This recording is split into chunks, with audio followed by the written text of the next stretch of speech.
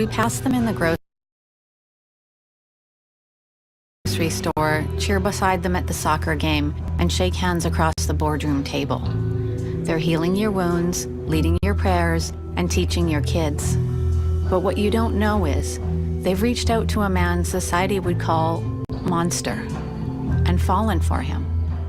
They sacrifice status, friends, and family for a secret life behind bars. And their only crime is love.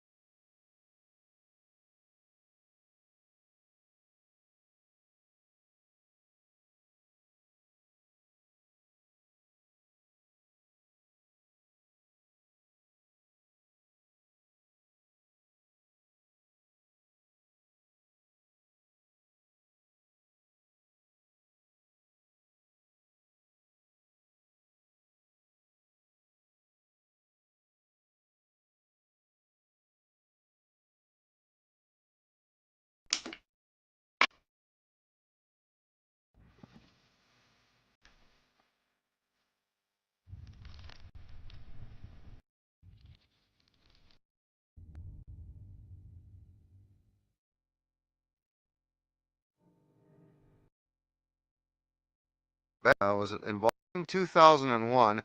I was arrested for doing something very stupid, and I was involved in a police pursuit.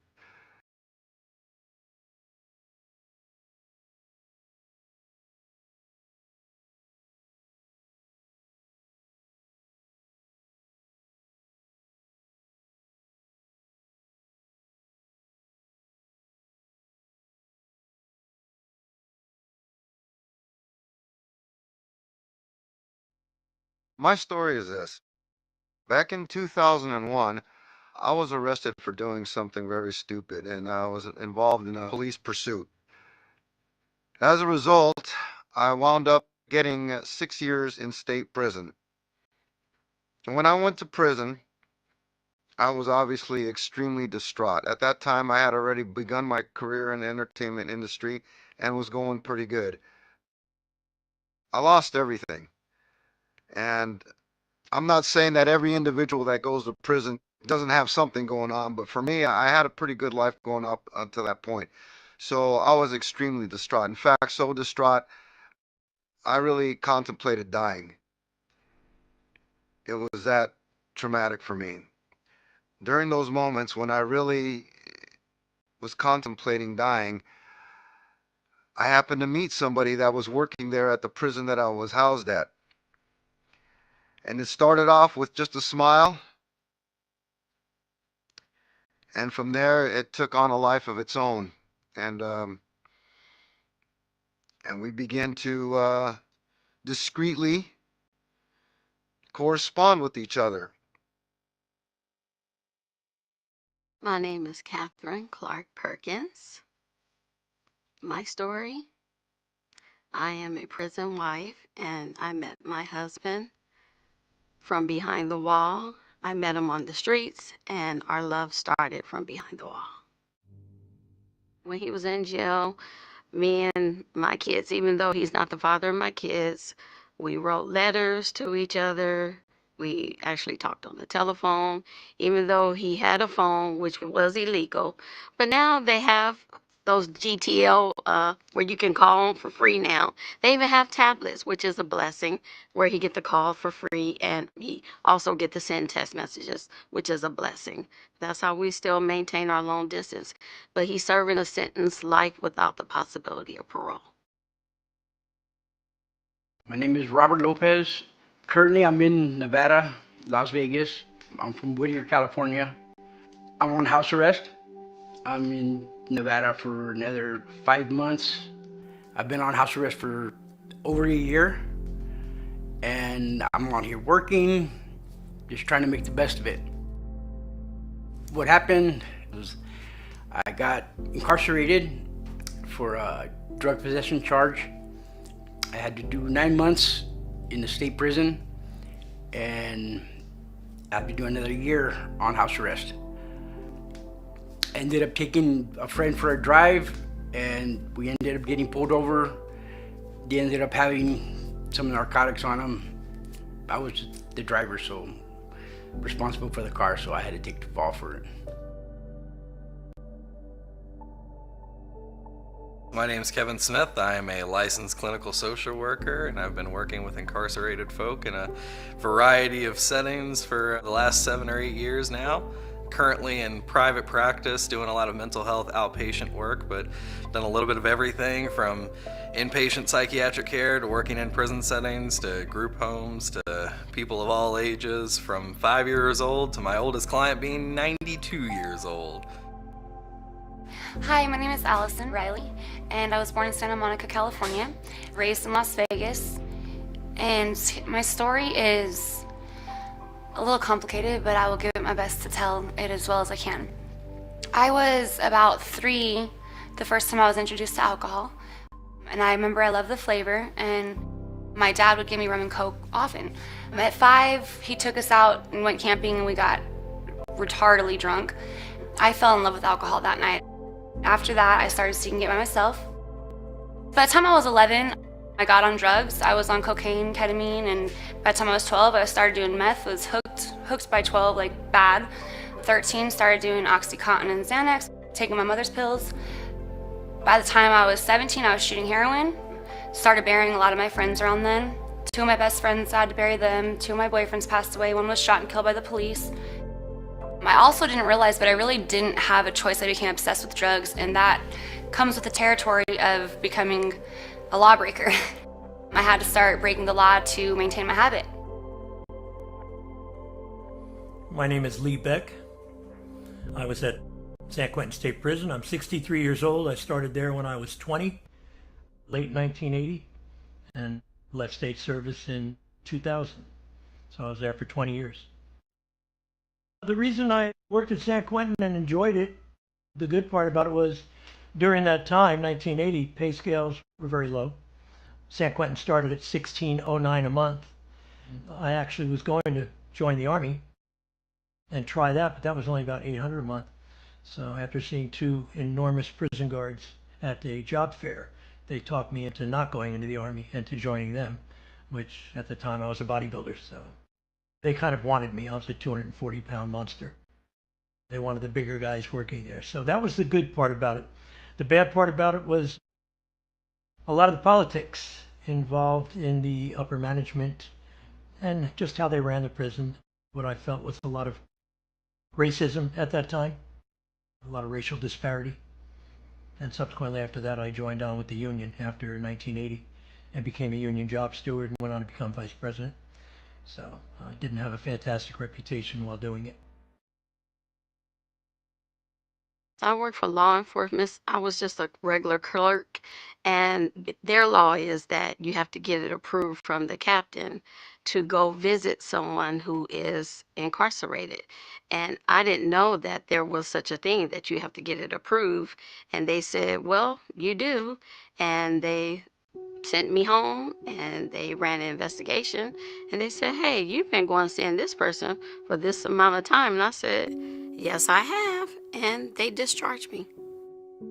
So I still chose to make that decision, but it's like a roller coaster, because when I was discharged from the job, you can imagine my psychological mind. I mean, I had to go see a psychiatrist. I was taking Prozac pills, and it really damaged my relationship with my husband from beyond the wall. Even though I still love him, I'm in love with him, but it really damaged our relationship. And even though he understands, he still loves me, but it put a strain on our marriage. And it sent me down a roller coaster. And I'm being honest, I really needed psychological help, because he was like, I never dated anyone who's on drugs.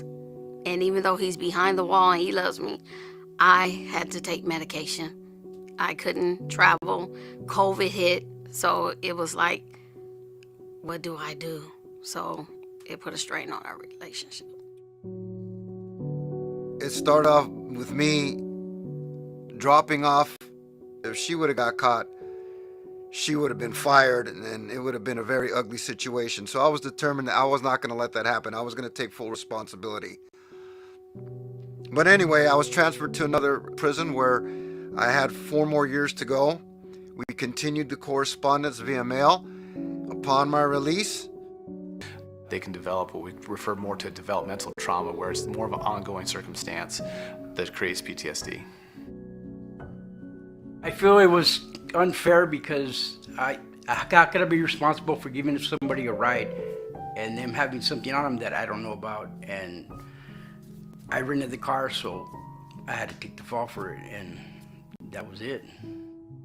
Some of the harder things about being on house arrest right now are I get 4 hours a week to do my shopping, to take care of my errands, to get stuff that I need for work. And it's very difficult to do that on 4 hours. Other than that, I have to be inside. I got an ankle bracelet, so they know where I'm at 24/7.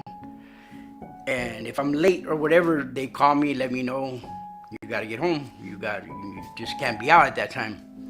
And I gotta comply to all the rules. So having her do all my errands after that, I know it's a big burden, but she has to. I have no one else to do it. Well, yeah, I'm still feeling the strain of him being on house arrest because, we're still incarcerated almost. The only good thing I could say, well, actually, wonderful thing I could say is that we're together, but it's still a strain. We're not with our families. We're not able to see our families. We're not able to see our kids, our grandchildren. I'm basically like an Uber driver, Uber Eats. I have to get the food, groceries, anything that he needs, I have to go get it. It's almost like on call. Like I said, it's like Uber Eats, Uber driver. I mean, it gets a little frustrating, but it's all in the game of love. We are each other's cellmates now. So jail, and more specifically prison, are so bad that literally it's a really heartbreaking story, but my ex-boyfriend, he went to prison for 4 years. There was these guys chasing us, shooting up our car, constantly shot up my house, shot up everything. Anyways, he went back one day after they shot 12 rounds into my house, shot like a whole bunch of rounds into my car while I was driving, rammed me at 70 miles an hour while shooting at me. So he went with the AK with his 3 friends and shot up their house and shot his girlfriend. She got shot in the knee. She didn't die, but she did get shot. He went to prison after that. And when he got out, he would not talk. He literally would said a couple words. Anyways, he got back on drugs pretty fast. And he went to Walmart on Spring Mountain and Rainbow, and he was trying to purchase some stuff with the dead guy's credit card. The police were called. He was inside of Walmart. There was no way for him to escape, and he knew it. And it's on video, actually. You can actually watch the whole thing. It's really awful, actually. But he decided that he did not want to go back to prison, and I have personal reasons of why I believe he did that. I'm not going to share in the video, but I know he didn't want to go back to prison so badly that he literally shot a cop twice, and they just killed him. A lot of stuff. Bitch, he's dead. Might as well. Girl, he's in the afterlife. He's not on this earth anymore. So might as well just fucking say like what the fuck happened? Like, what is the girl? Stuff. And I'm Shut the fuck up. I don't want to say. I don't want to get into that. I don't want to. Why not? He did not watch some out. He would not talk. He literally would said a couple words.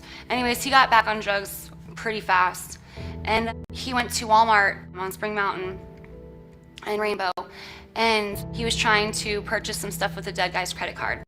The police were called. He was inside of Walmart. There was no way for him to escape, and he knew it. And it's on video, actually. You can actually watch the whole thing. It's really awful, actually. But he decided that he did not want to go back to prison, and I have personal reasons of why I believe he did that. I'm not going to share in the video, but... Why the fuck not?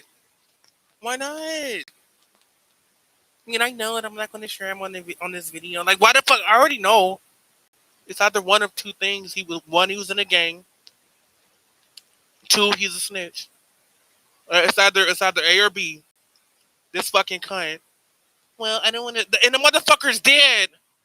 He's dead. You're his woman. He would have wanted you to tell the truth. Like to say what motherfucker, like what like conspiracy led to him no longer being here. I don't want to say on this video. I can't really say. And the motherfucker's dead. Understand if he's still living, like for his own safety, like and shit. The motherfucker's dead. Like girl, like who the fuck is she scoring points for? Like what the?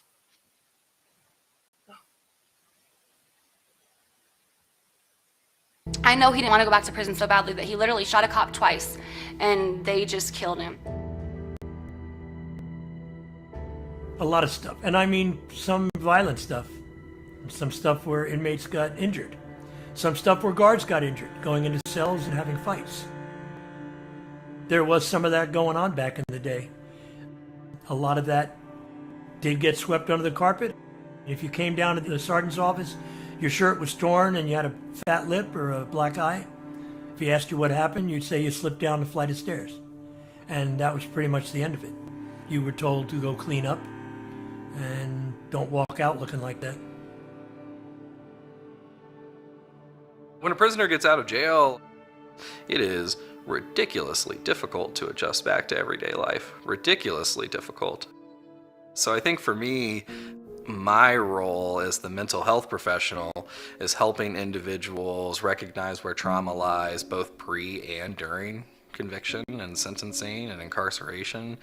We often see contributing factors such as substance use that contributed to a lot of individuals' behaviors and convictions. And for me, I have a particular specialty in sexualized behaviors and sexual aggression. So there's a whole nother realm that comes with sex offending behaviors that come along with readjusting into life. But you see restrictions on places people can go, places they can work. And when you're removing resources, then you're kind of sometimes setting people up for failure. When I got out of prison, it was a very difficult transition. I think when you go through a traumatic experience, you don't realize how much has it affected you internally until you get out.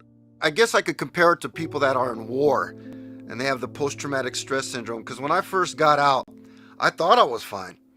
And, we had a place together and it should have been all great, but I had a lot of anger in me for the 5 years of my life that I lost. And, it came out. In fact, it came out so much, we almost didn't make it. But even itself out, we got back together and we were able to weather that storm. But initially, it was pretty rough for that first few months to a year. It took me a while to get over that. And you never really get over it, but initially I had a lot of anger for losing that time of my life. So it's like you think once Rosie is going to be Rosie when he comes home from prison. And my first husband, when he came home, it was PTSD. It wasn't Rosie. I had to deal with his prison traumatic stress disorder. And he said I could talk about it, but there was the abuse, the domestic violence abuse. And then I had the low self-esteem. Then I gained the weight. Then I got pregnant. Then I moved back with mom. And then he told me, he was honest. He was like, he felt obligated to marry me because I stayed down with him when he was in prison. I think with moving around so much, I became friends with a lot of people who were like outcasts and probably who weren't doing the best things. And when they went to jail, I decided to stay with them throughout their... The fuck? They have a random ass NBA Jam arcade machine in the background. Like what the fuck? That's the game though, it is. I don't know how many quarters I spent playing that game with the laundromat after school. Yeah, that was a game. No dick about basketball, but I always play NBA Jam. I play Scottie Pippen and Dennis Rodman. Like I always play NBA Jam. I would. But why the fuck do they have a random ass NBA Jam arcade machine? Because you can buy those now. Walmart sells them. They're like replicas. They're not the actual ones. They're still expensive and they're heavy to move around. But yeah, it's the actual arcade game, and they're for like dad's dens and shit like that. That's. Mm-mm. But I'm a real like nerdy faggot. I just get the emulator and just play it for free. Oops, it's not legal, but what is legal nowadays? Nothing. So yeah, they got a random ass NBA Jam machine. Girl, I thought they were like at a prison, like interviewing like prison people, and then like they got NBA Jam in jail. I don't think it's somebody's house, but still, whatever. I don't know. Kind of documentary is, and it's all like edited, man. There's like 50,000 different stories. I wish they would just stick to one segment, one person's story, and then get to the next one instead of just splicing it like that. It's confusing. Whoever edited this must be like high or something. It's crazy. Like, girl. Outcasts and probably who weren't doing the best things. And when they went to jail, I decided to stay with them throughout their time, whatever time it was, whether it was just time in jail or going to prison. But I met everybody on the outside and we ended up continuing our friendships while they were in prison. But that is not the norm. And it takes an individual, and I'm speaking about her, my girlfriend, to look beyond the prison blues or whatever the orange that they're wearing, that she sees something beyond that, because there's a stigma attached to prisoners. Right away, you're no good, you're this, you're that, you're a piece of shit. It takes a certain individual to look beyond that and see that there's something good in everybody. And that's the other reason I was able to speak with this woman, because she saw beyond what I was wearing and where I was at that time. Otherwise, it would have never occurred, of course. When it comes to the revolving door and the environment of prison, really, it's a system that's underfunded, undervalued, understaffed, undertrained. And when you put individuals in very chaotic, very stressful situations with little training, little pay, little support, some of the correctional officers that I work hand in hand with, they're working shifts that are just extraordinarily long because no one wants to do it. We oftentimes find that inmates are dehumanized, and then correctional officers pick up on that, and it's no longer seen as a job, but it's seen as a commodity. It's a paycheck. You remove that humanistic aspect, yeah, you start to dislike what you're doing. It becomes really not fun. It's never an excuse for those behaviors, but when you have understaffed, undertrained people, it's very hard to retain them. Nobody's forcing them to be a CO. They can quit, like you just said, that are understaffed. It's high turnover. Like, nobody's forcing you to fucking do it. In fact, the COs, they're probably more attention than the inmates are. Because that's the number one hated person in behind bars are the COs and the guards. Nobody likes them. Even I don't like their fucking ass. Nobody likes them. And nobody told them to get that damn job. I don't know if they're doing it like just so they want on their resume to be a cop. I don't know. Maybe either or. Nobody's forcing them to fucking do it. They're not. So whether they don't want to do it or they're overworked because, like, again, who wants to be a corrections officer? Nobody, right? So of course they're gonna have longer shifts because, again, people aren't lining up to be a damn prison guard, right? But again, you don't have to do it. You don't. There'll still be people that want to be prison guards who I don't know. I don't care. I don't want to fuck with them, but I'm sure they're out there. My mom, one of my uncles, my mom's brother-in-law was a cop that put her ass over. I'd never forget. My mom picked me up. My mom, I think I told this story before on my channel. My mom never wore her damn seatbelt. She didn't. Mom, I love you, Mama in heaven. I love her, but she never wore her seatbelt. That's like, I don't know why black people don't like wearing seatbelts. I always wear my seatbelts. I always make sure that shit was double clicked. But I get it. Some people don't like seatbelts. It's their preference. They don't like wearing a fucking seatbelt. I don't know. And then they wonder why when we get in a car accident, your ass flies out the damn car. Gee, I wonder fucking why. If you just would have had on a damn seatbelt, you probably would have lived. But anyways, Yeah, I love my mom. She's in heaven. She never like wearing seatbelts. She's picking me up from school. She didn't wear a seatbelt like she ordinarily does. She never wore a seatbelt. Will you get put over? Like she already knew, seatbelt. Guess who pulls her over? Brother-in-law, or my uncle, her brother-in-law, right?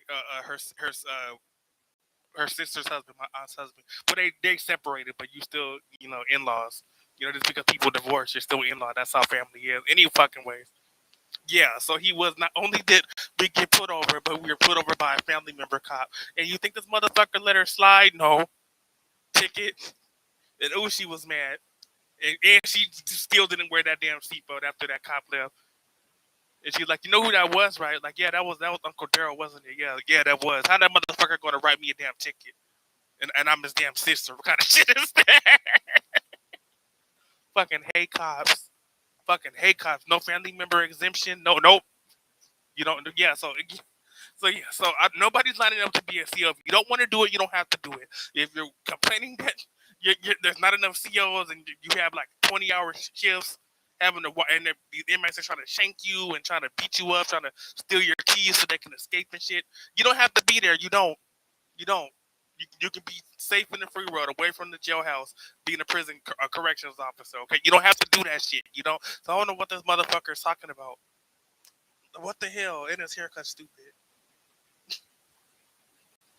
And that bleeds into the people you're serving. When you have individuals who are incarcerated, who these are the only people you're interacting with in a day. It's a very limited, small world, and when you have people who are not interested, and again, not even maliciously, just that's the kind of environment that gets built when you have understaffed, undertrained, undervalued individuals. As well as, of course, the individuals who aren't motivated for the job, who just genuinely don't like these people and see them as commodities. Yeah, because of the things that we saw and were subject to, you know, having shit thrown on us, piss, you know, a prisoner could take his stinger that he used to make hot water for coffee or tea, heat up the water, piss in it, shit in it, put tunnel wash in it, which was a bleach they used to clean their floors, and then throw that on us in our face. Or take their toothbrush, light a match under it, stretch it. Okay, and why weren't you like getting like those damn shields they have and crap? Like if you know that it's that because what it is that okay, all the shit that he's talking. So he's a former CEO, right? So I'm not saying that what he's saying isn't true. No, I absolutely 10,000 gazillion who wants to be a millionaire believe this motherfucker that. But the thing of it is that they know the type of inmates that do this. They know the feces throwers and the pissies and all that. The throwing bags of vomit and hooch and like shit and like piss fermented. Like they know that those type of people. They have their eyes on them, right? And so when they go approach those people, whether it's to give them their breakfast, lunch, or they got to go to court or whatever, they got to, for whatever reason, they have to leave their cell or they have to be confronted with them. You know what they do to get them damn, y'all seen it to get them damn big ass Power Ranger shields, right? Them damn big ass. So all this shit the motherfuckers talking about is bullshit. Like all they got to do is get them damn shields or like get like those, them damn balls or whatever substance you're gonna throw at us is gonna hit this shield and not me. So I don't know what this motherfucker's talking about. Like, girl, he's making it seem like they were just vulnerable, like nothing they could do to avoid that. Like fire in the hole, he's about to throw shit at us. Like no, they knew that they knew what the fuck how to do it, like inmates like that, because they knew it's not. First of all, that's I'm not saying that he's lying. That does happen, but it's like 1% of the crazies of the like the pissies and the feces, like the poo poos, like they just throw like that's very rare. Okay, most inmates they don't do shit like. Cause first of all, that's nasty. Like I don't care how mad at the CO, I'm not gonna throw my damn waste at him. Like I may call him a faggot or like leave me the fuck alone, get away from my cell. Like I may talk shit to him, but I ain't gonna like dig in my ass and throw shit at him. That's like schizo shit. But it does happen, and when that does happen, they know those select few that do that, and they come prepared. Okay, they come prepared. They don't approach them. They like get the shields, the walls. They like wear like toxic like hazmat suits. Like y'all seen the documentaries and all that. So I don't know what the fuck this motherfucker's talking about. Girl. Ooh, girl. Having some technical difficulties. Hold on. There we go. There we go. Stretch it out, tie it to a broomstick handle, which they used to have, a little 2 foot, and then try to spear us as we walked by the cell, spear us in the neck. So doing cocaine was kind of a release. You can go home at night, you're all wound up, stressed out, looking to fight the world, road rage, all of it. You went home and just mellowed out. Or Friday night came, you went to a concert, you partied hard, really hard. Limousine, the drugs, the women, the alcohol, yeah, all of it. Undercover, yeah, we were all partaking. We would do it before we went on duty. We all did it. And when I say we all, I mean there's a close group of a knit of people that did a lot of hanging out together. Of course, I'm not going to mention names. I can't. There was this dichotomy of supervisors that were involved in that kind of behavior as well. And then the parties we would frequent, it may have showed up there. It was, very low key, not spoken about, but everyone knew. And it was very selective about who they would go after, especially when they knew who was doing it. There was, one occasion where there was a lieutenant who didn't particularly like me. He had a girlfriend there as well. He didn't like me at all. I didn't like him. He didn't like my union activity and how powerful I was as a union rep. My nickname was Hoffa. I think after my first 6 months of being in the vice presidency and a job steward, the guards started naming me Hoffa because I went after management like a pit bull. It was a different world back then. There wasn't cameras. There was a lot of fist fights. Guards on guards would fight. Guards on prisoners would get into fights, going into cells and whatnot. So it was a totally different world. And almost everyone took part in it. The ones that didn't have jobs that were in the lockup units. I started in the lockup units. So it was like the Wild West.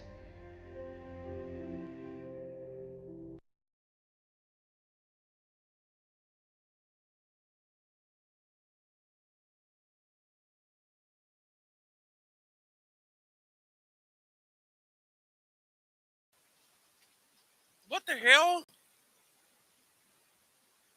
What didn't they fucking proof watch this? Why is her entire audio cut off? Is she saying some shit they don't want to expose? I'm gonna make sure I'm not tripping. I know the audio is work. See, look, cause this motherfucker's talking. So See, and look, and when it gets to homegirl, just almost mutes. everyone took part in it. The ones that didn't kind of have shit is jobs this? that were in the lockup units. I started in the lockup units. So she must have been saying some So shit it that was they like didn't want. the Wild West.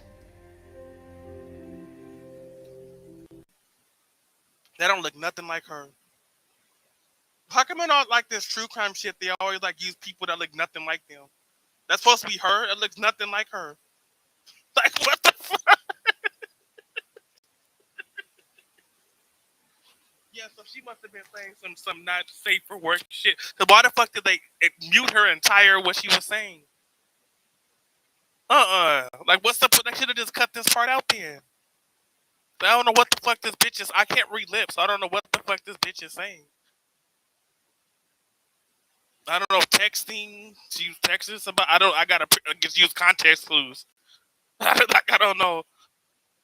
Just I don't know, her and her man. I don't know what the fuck she's saying. Holding hands. Okay. But why is it still muted? Why is it muted now with him? What is the entire the rest of the video glitched, and they actually uploaded this to YouTube? What the fuck, girl?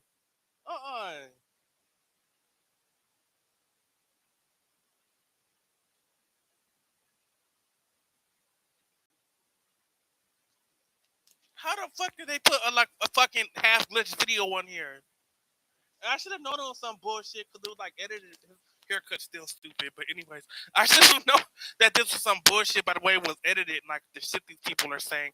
But now they just said, fuck it, we're just gonna release a muted video because ain't nobody gonna watch this anyways. Like, I don't think they're gonna make it to this stage, this round, anyways. So I don't know.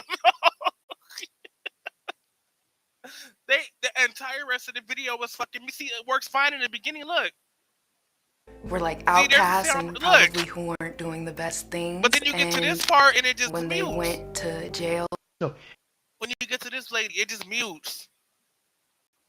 Like, what the hell? Like, maybe it's just me. I'm a refresh, but I think the video was just like that. They didn't check or whatever. They're like saying some shit they didn't want to put out. Like they're kicking ass and taking names, and they don't want to put that on.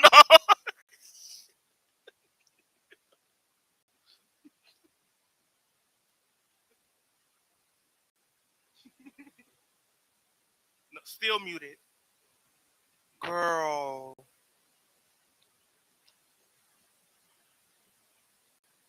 Look, we're not even. Look, that's like at least half the video is glitched. It might be. Look, that is stupid. Why did? How many subscribers these people have? I don't even see the damn subscribers. 2 upvotes. Shit. That's more than me. At least my videos have sound. How do I see the subscribe? One of those collaboration videos, so you can't see the subscribers, which is stupid. Okay. Now here we go. Now okay, hold on. I can't see it. What the? I can't. Hold on. No, this is no fucking excuse. Okay, so one channel has 10,000 subscribers. The other channel has 3,000. No, that's no damn excuse. I understand if they had like 2 or 3 subscribers and they don't know how to upload it. That's no damn excuse. This video, half the damn video is muted. And these people got like 10,000 and 3,000. That's no. That's That's just laziness. That's just something's up. Look, yeah, see, look. I don't know if y'all can see. Yeah, look, see, one channel has 10,000 subscribers, the other has 3,000, and this half the video is muted. What kind of shit is that, girl?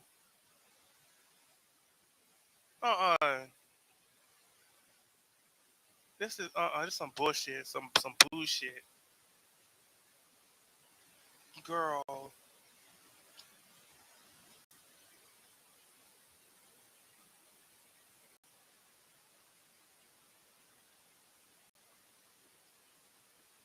Still muted. Honestly, I'm glad that I had it. I don't ever want to Okay. go. Became a piece of crap. Okay, so it comes on with this bitch. Okay. Oh, for the white girl, the sound comes on. Okay. All right, that's racist. For this white bitch, the sound's gonna come back on. Okay. No offense to her, I'm not blaming her, but I'm just saying.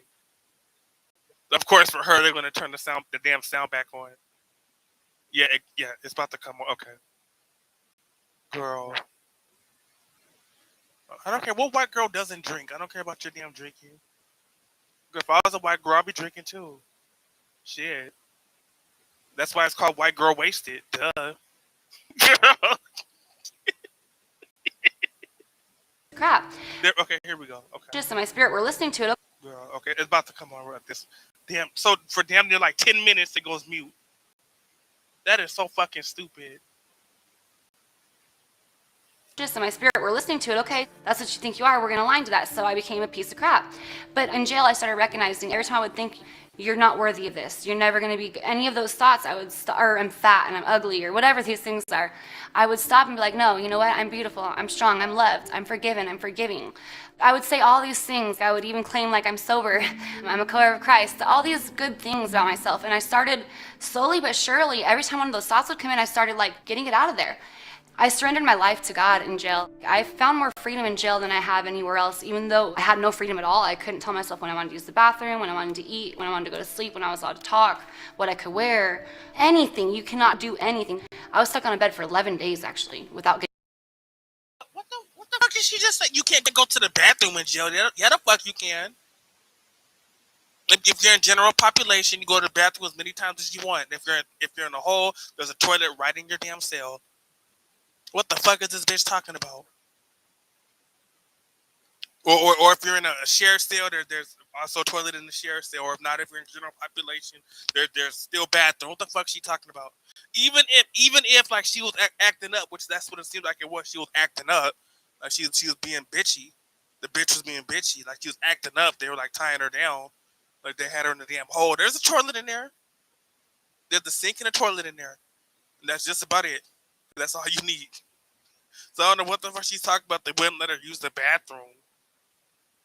Like it's jail in America. It's not Auschwitz. It's not a concentration camp. Like they have bathrooms. The fuck is she talking about? Even if she was in a hole and they were like mistreating her, they still got a bathroom there. Like what the hell?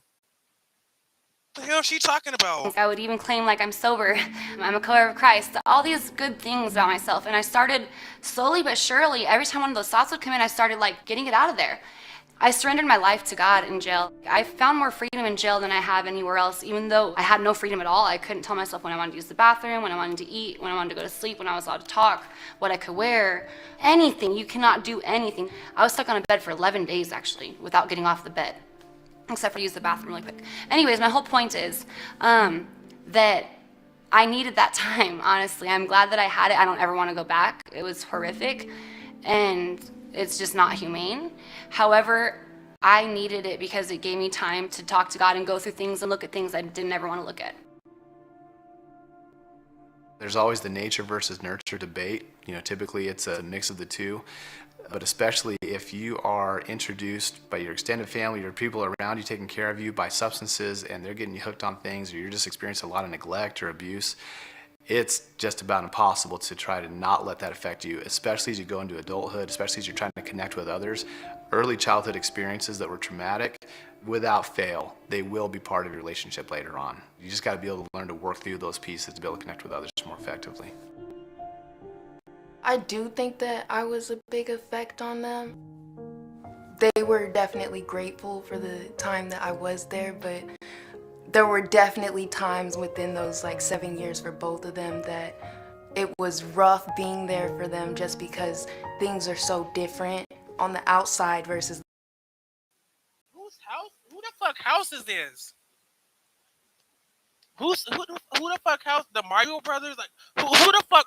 They have a fucking Mortal Kombat machine too. Look, we even got Mortal Kombat. She in a damn video arcade? Like what? Is she like doing a prison? Her time in jail at a video arcade? That's where they interviewed her at, of all places. Cause what the fuck? They got a Mortal Kombat machine. And they got a Pac-Man and a Mortal Kombat. Look. Well, no, hold on.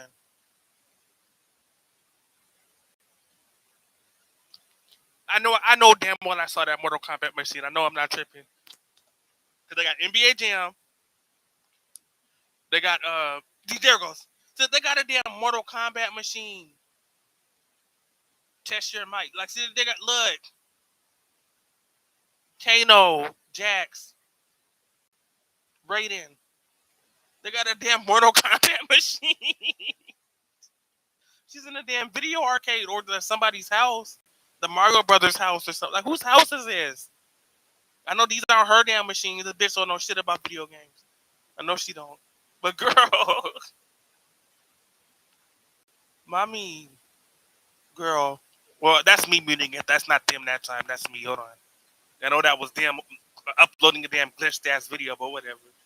For the time that I was there, but there were definitely times within those like 7 years for both of them that it was rough being there for them just because things are so different on the outside versus the inside. Like they didn't know what I was going through and I didn't know what they were going through, so it was a lot of arguments. That's life. That's real life when you're in a relationship with somebody. When you're in a pen pal thing, it's more, I don't want to say a fantasy, but to a certain degree it is. I think I'm one of the few that have actually made it. That I've actually made it and stayed in a relationship with somebody that I met in prison. Because I think for the most part, I hate to say it, but a lot of people that are in prison are not very good people. I wasn't a very good person for a long time. I feel like I've come full circle in my life. But a lot of them have ill intentions. They meet somebody because they want something from them. And the person that's on the other end want something too. They want attention, and they get the undivided attention of an individual in prison. And that's the reality of the situation. But when the prisoner gets out, they don't really need that person anymore, and they're gone. So mine was, I think, one of the rarer instances. The first one started when I was only 19 years old. I was dating someone only for a few months, and he ended up going to prison. He was only 22 years old. He got involved in a situation and he ended up going to jail. I had never been to a jail before, never visited anyone in jail or anything like that, so it was my first experience. I was just 19. It was just really interesting entering those doors at such a young age, and like I said, he was only 22. It was just a very traumatic experience. I never promised that I would not date anyone the whole time he was there. Never promised that. Wasn't even considering it. We were only together 3 months before he went in, so I owe you my life now? No. But we did have an arrangement to where I take his phone calls, we write, I go to visits. When I still lived in Cincinnati, I would go every visit possible, 2 times a month, went to every visit, wrote him, we took phone calls. And I even dated someone who was doing really good financially, and I was still in love with him, the one that's incarcerated. So I would even get money from my boyfriend on the outside and send it to him to keep him, kind of like, well, she's got a boyfriend, but hey, I'm eating good, My boyfriend on the outside at the time, he didn't know. Trying to, girl, she's trying to beat it like this. She a hoe. She's a whore. She's a whore. She's trying to act like this nice girl. But I know deep down she's a whore. You know she getting freaky. Like my man in jail, but I still need some dick. She's basically admitting that she's cheating. Yeah, I had some dick on the side. But at least I was giving him his mail. So I mean, yeah, I was I was being a whore, but I gave him his no. But first of all, okay. Let's talk about the elephant in the room, okay? Mister in the center, in the middle, right here. Okay. So how come when I like turn my head, because I'm like laying down right now, right? Because I'm kind of what's the word? Stressed out. Yeah, I'm trying to just calm down. I just take my meds. Have me a nice ice cold glass of soda, and I'm just trying to relax. Look at YouTube videos. A little bit, ticked off, TO, a little bit stressed out, right? So I'm laying down, but when I lift my head up, why does his face look fatter? But when I put my head down, it looks slimmer. I'm not mad. I still love him, but I just noticed that, like when I lift my head up, like his nose seems wider, his cheeks seem wider, his face seems wider. But when I lay down, his face looks slimmer. I don't know if that's my mind playing tricks on me. I don't know what the fuck. Like it's a fun house, like it's a state fair or something. I swear to God, like every time I lift my head, his face looks different. I don't know what the. I still love him though. I'm not. Nothing bad. I don't care. If Brandon was the elephant man, I would still love him. So fuck you. You heard me? You can write that. You can record that one. I don't give a shit. I don't.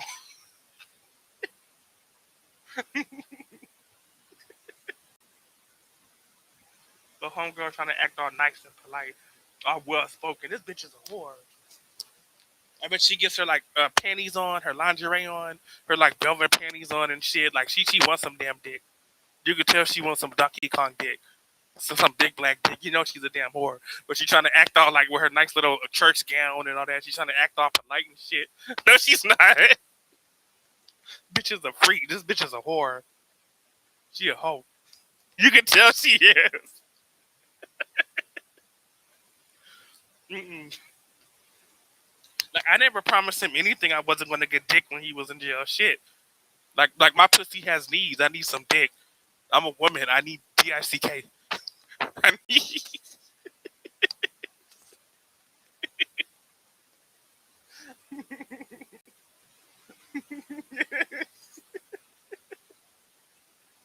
Oh, girl. Know about the one in jail. And so when I left him for those 2 years that I mentioned, this is actually the situation that caused that. The one on the inside, though he was reaping the benefits of me with this person, sending him all the money, he ended up getting jealous because one time I had them both on the phone at the same time, and I chose to talk to the one who I was physically living with at the time. So he got a little upset, and what he did was he was good at finding people. He got the guy's number and actually called the guy, told him that I was sending him his money. So I was so hurt at the time.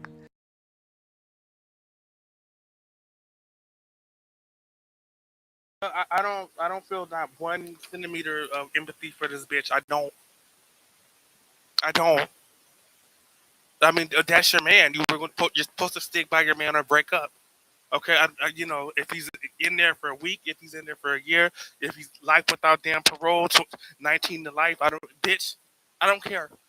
If that's your man, you stick by him. And if you're his man, and he either say, bitch, yes, you can have dick on the outside while I'm in here, or bitch, no, I'm the only dick, even though there is no dick because I'm in jail, but, maybe we can talk to the warden and have like a conjugal visit like every 50 years or something. But yeah, but either or, whatever agreement, I'm your man. So why the fuck is she getting mad? Like she knew what the fuck she was signing up for, and what she wanted to have her cake and eat it too. I told you she was a damn hoe, and now she had this damn 3-way call where like the side man got beat up or something. He got his homeboys to come beat him up, and now she's mad. Like I'm hurt. Like why did he do that? Like bitch, why do you think? Like just because he's in jail, he's still your man. You're like that's your man.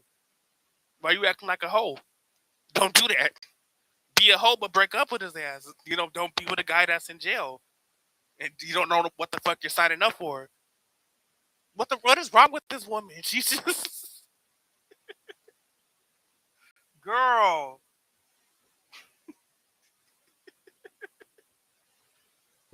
I even literally, I remember still crying on the shoulder of the one I was physically with, hurt by the one in jail. I still remember.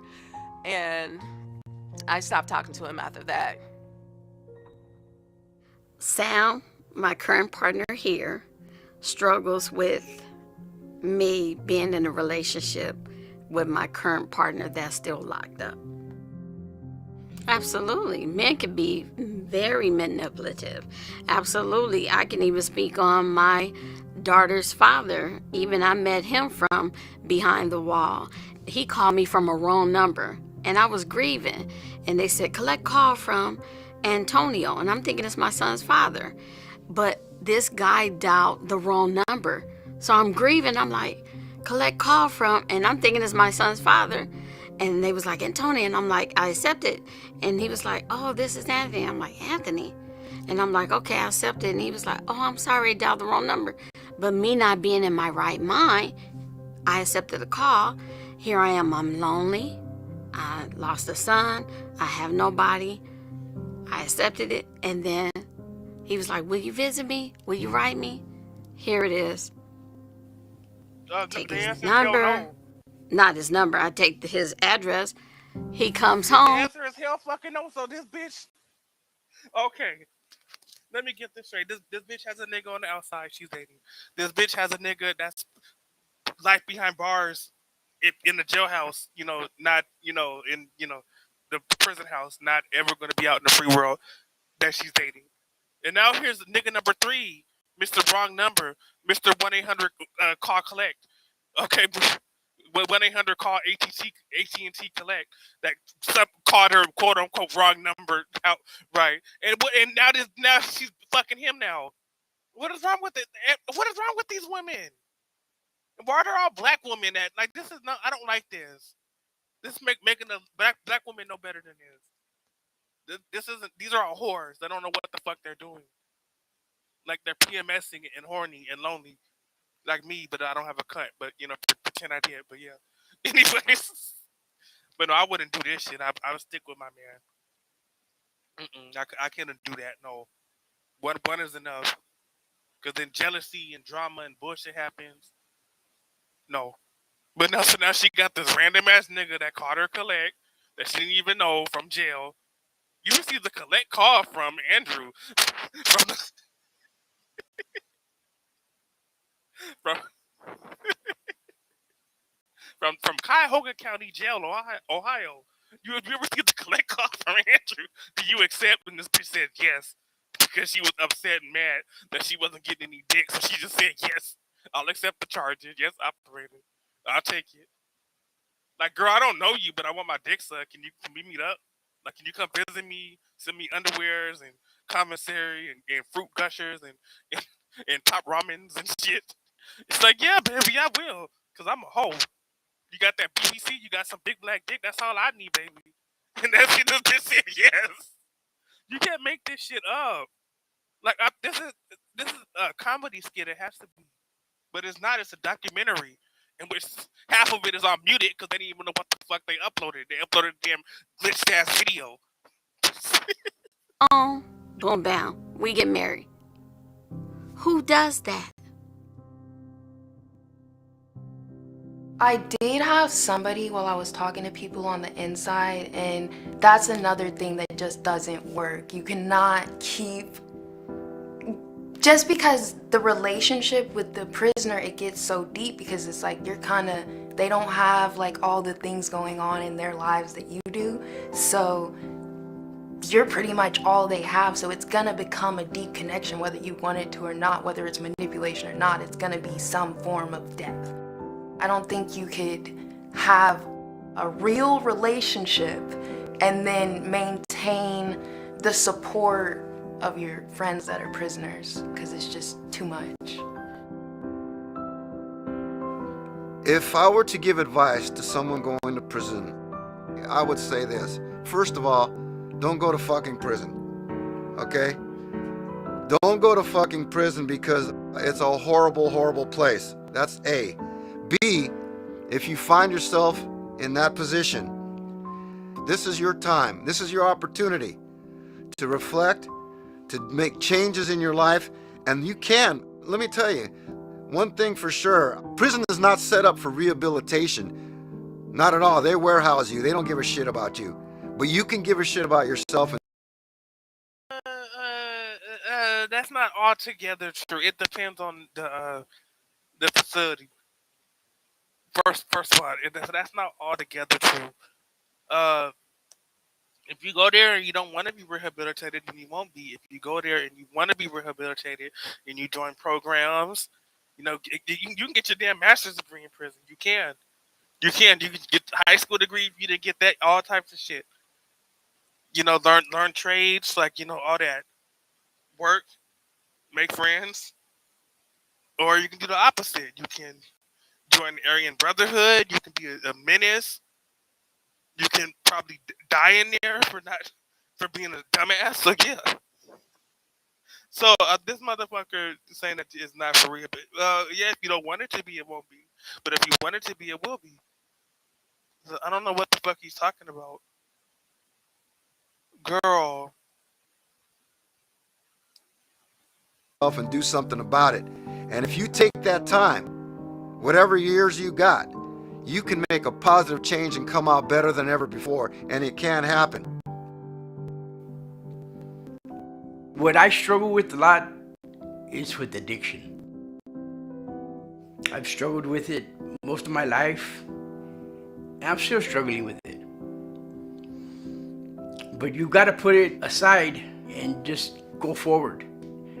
You gotta have goals. I gotta have goals in my life to strive for. If not, I'm just gonna be living and wandering around and just going to work and coming home. I have goals. Well, it's also what this motherfucker just said, that prison doesn't do what they do. So going back on that rehab, yes, there's programs for drugs in prison. If you're struggling with drugs, you can get sober, detox. There's that in prison. So no, it's not just goals, it's rehab. It's you kicking that habit so you don't die. Again, you're a grown ass person. I mean, you can't make a grown ass man like not, do all these recreational activities. But there's rehab. That's the only your only option if you want to stop. If you want to stop. So yeah. But yeah.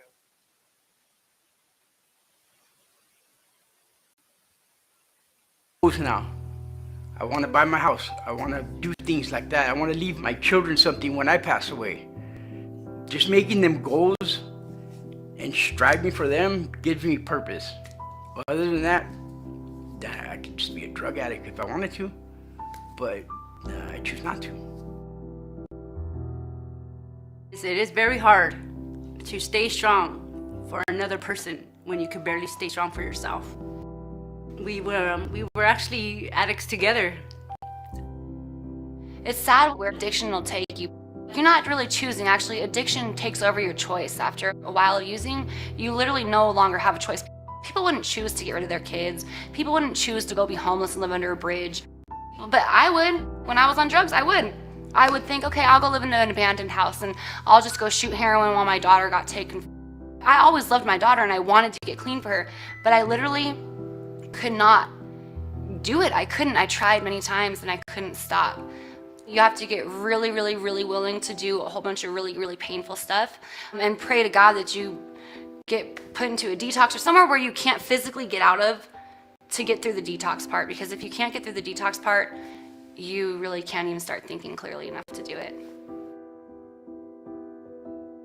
Based on some of the things I've said today on camera, there's a lot of people out there that would wish that I die of cancer. And there's a lot of people that hate me. A lot of people out there that were guards used to call me inmate lover because I wouldn't go out of my way to bust their balls. I wouldn't try to make their life miserable. Those are the same people that went out of their way to make their fucking life miserable. So in my opinion, they were just pieces of shit.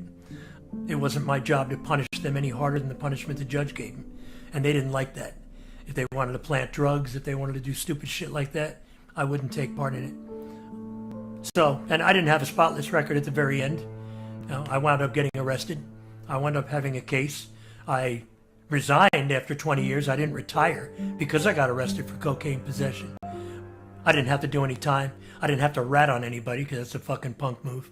I didn't rat on anyone. I could have rolled on all those lieutenants and captains and officers that I knew were putting a fucking straw up their nose of cocaine. I could have cut a deal. The DA would have wanted me to cut a deal. But I didn't cut a deal. I shut my mouth. I took my licks.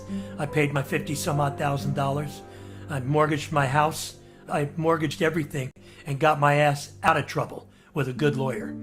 So for all the people out there that say fuck Lee Beck, I say fuck you. Because you're pieces of shit and you're punks. So I did what I had to do, and yeah, I got caught. I did my number, and I shut my fucking mouth, and I didn't rat on nobody. I never ratted on a prisoner, even though a prisoner ratted on me and got me arrested.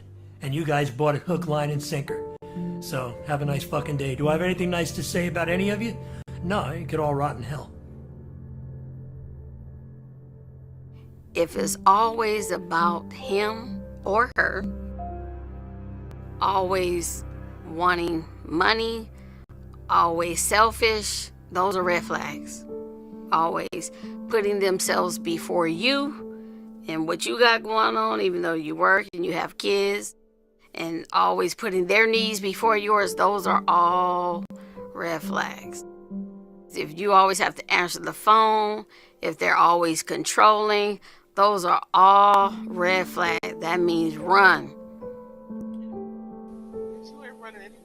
I'm on a dating app right now, on the Facebook Run dating where? app. Run where? To Whataburger? To Burger King? But what do you run? Bitch, where are you running?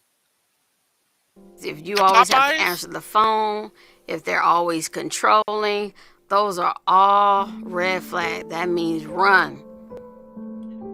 Run where? I'm on a dating app right now, on the Facebook dating app. To the ice cream having a freezer ball. section? But Where the fuck is this bitch running? Run. And you're the last person I'm going to take advice to, miss. I accepted a random ass call, 1-800 collect phone call from some guy in jail. She didn't even fucking know. Yeah, baby, I'll send you some top ramens and some sexy pictures. I brought you a letter and put some naked pictures of me in there. But you know all that. Talking about run. Run where? To the Ben and Jerry section? The ice cream section? Where the fuck is this bitch running? She run. if they're always Red controlling. flags and run. Where the fuck are you running? Other than to the couch to eat bonbons and look at Young and the Restless. Fuck is she talking about? Those are all red flags. That means run. I'm on a dating app right now, on the Facebook dating app, having a ball.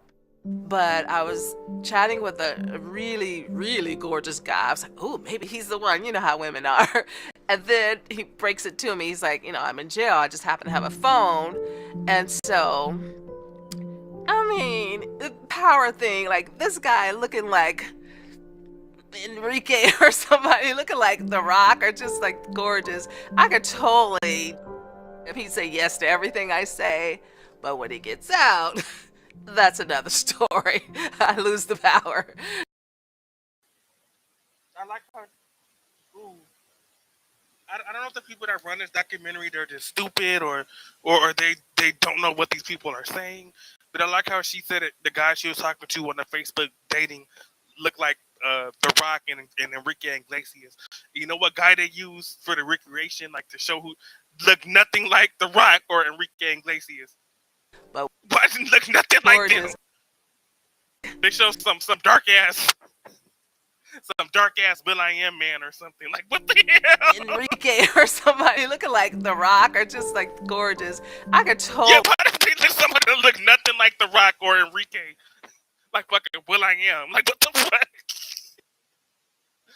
What is with this documentary? Like, this bitch clearly said he looked like The Rock and Enrique Iglesias. Like, we all know what The Rock looks like.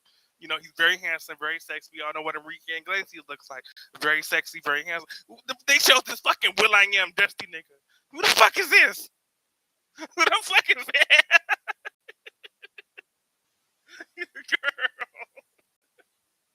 Girl. I mean, the power thing, like this guy looking like Enrique or somebody looking like The Rock, or just like gorgeous. I could totally, if he say yes to everything I say, but when he gets out, that's another story. I lose the power. So I'm sure some of these women really have fun with that. Yeah.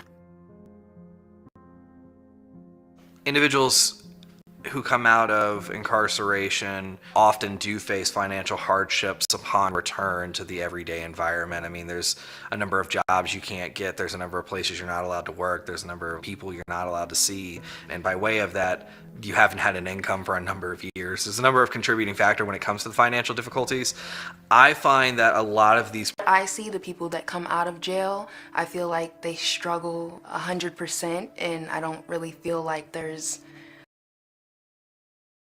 Why did they cut that man off?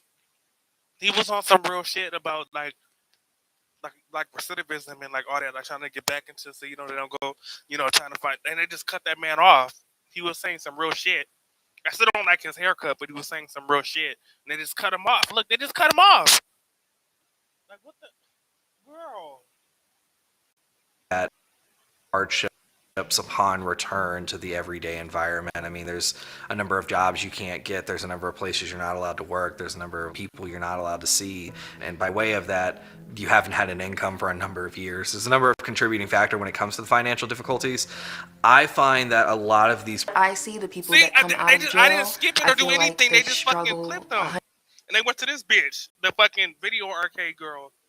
Like, what the hell? 100%, and I don't really feel like there's a whole lot of support for them, which is why they continue to manipulate women and other people that they can, because there's not really sources available to them. I think most people that are going through things, that are going in and out of jail, they run into a lot of things that I've run into. I think you gotta have a state of mind where you're gonna make it. There's no other option for me, in my mind, but to make it. I'm already older. I'm not a youngster. I'm not a kid out there that could just throw away a couple more years. I can't do that no more. I have to really put an effort into it 100%, or don't do it at all. Be real with yourself. Love yourself first.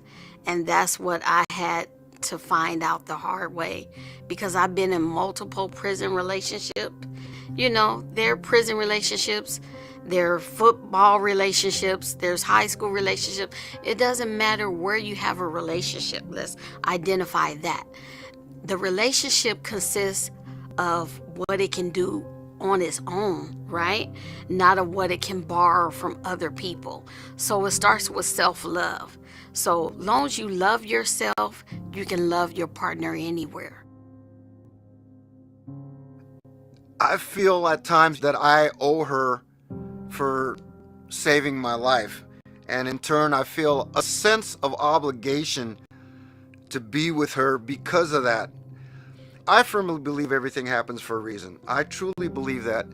And there's no question that I was given a gift when she came into my life and helped me through it. But yeah, there's times I owe her, I feel obligated to her. Then I question, is that the reason why I'm with her? Is that the reason I'm staying with her? Because she saved my life? And then I realize, you know what? That's not it. I do love this woman. I mean, in the end, if I wanted to really go, I would go. I'm not sure how my lawyer worked it out exactly. He globalized all my cases. But I was facing like 15 to 20 years. And if I mess up, I could still face that at times. But beforehand, I would have literally, this is the drug test patch I have on, I would have ripped this off. I would have like, I'm facing 1 to 4 for sure. So I'm at least going away. At some point, I might as well go get as high as I can before I go. So I do know that I really don't want to get high because I would have said, screw it, I'm going to run until I get caught. This is from Options. They put this patch on you. You go turn it in once a week. You got to pay a lot of money for it. But it just monitors what drugs you have in your system. So if I turn this in with any drugs in it, I'll immediately go back to jail. I feel like I was a lifeline and an outside support for them because they don't really know what's going on. They have the news, but they don't know what's going on in the friend circles. They don't know the jokes. They don't know the memes. Like, that's the thing. I was going through social media. I was sending them memes. I was sending them anything to keep them in the world, because that's the thing. When you go to prison, you could be lost so quick. There's such a wide range. There's some folks that just aren't safe to be around others. People that I know that have gone into prison that come out, especially for an extended period of time, meaning 5+ years, it has a lasting effect no matter what. You know, they might not be willing to or wanting to phrase it as trauma or that there was something that hurt them. A lot of them walk out with kind of like a badge of honor, but it's something that has a lasting impact for the rest of their lives.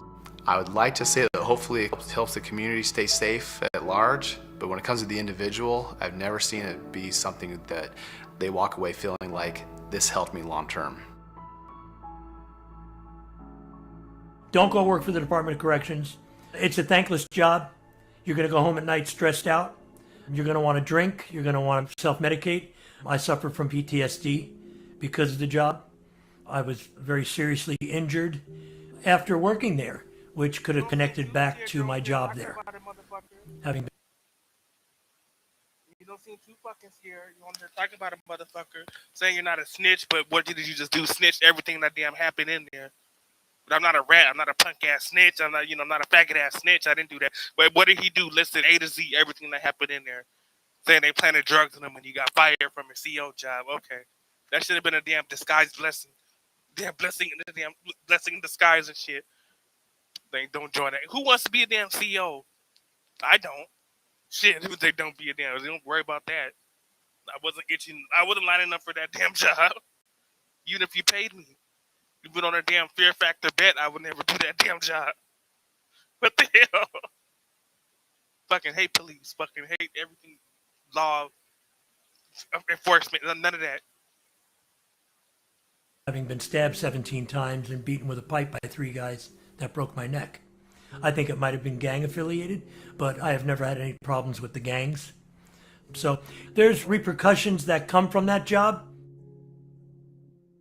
Prison is a horrible place. Let me tell you what happened to me originally when I went to prison, aside from the woman. I wound up going to prison. The Hispanic gangs are in there, and they approached me, and they asked me, well, are you going to run with us or you're not? And I says, I'm not going to run with you. I'm not a gang member. I've never even been involved in anything like that. So they jumped me. I had 10 guys jump me. I said all that to say this. They don't give a shit about you in there. That's why you got to take care of yourself and from the inside out, because they're And that was the whole point. I mean, okay. I mean, they would have liked for you to say yes, and you made the right decision by saying no. But they're still gonna. That's how jail is. They're gonna test you. Like, you're not gonna be a bitch. I mean, if we're not gonna be in our gang, we at least, you're not gonna bitch us. You're not gonna punk us, win or lose. And so but they know not to fuck with you. But but again, they don't not to fuck with you. See, it's good because you're not gang affiliated. Because there's pros and cons. Yeah, you join the gang, but now you have the support of your gang, but you don't have the support of the rival gang. Like, because there's multiple gangs in like behind bars and shit. But no, he said no, I'm not gang affiliated. I'm not in a damn gang. And so the repercussion was he got beat up. Okay, all right, I'm still not in the gang. I'm still okay. I don't care. You can beat me up. I'm not gonna deal with that. I mean, yeah, there's pros to being in a gang, but there's too many cons. So I mean, yeah. So yeah.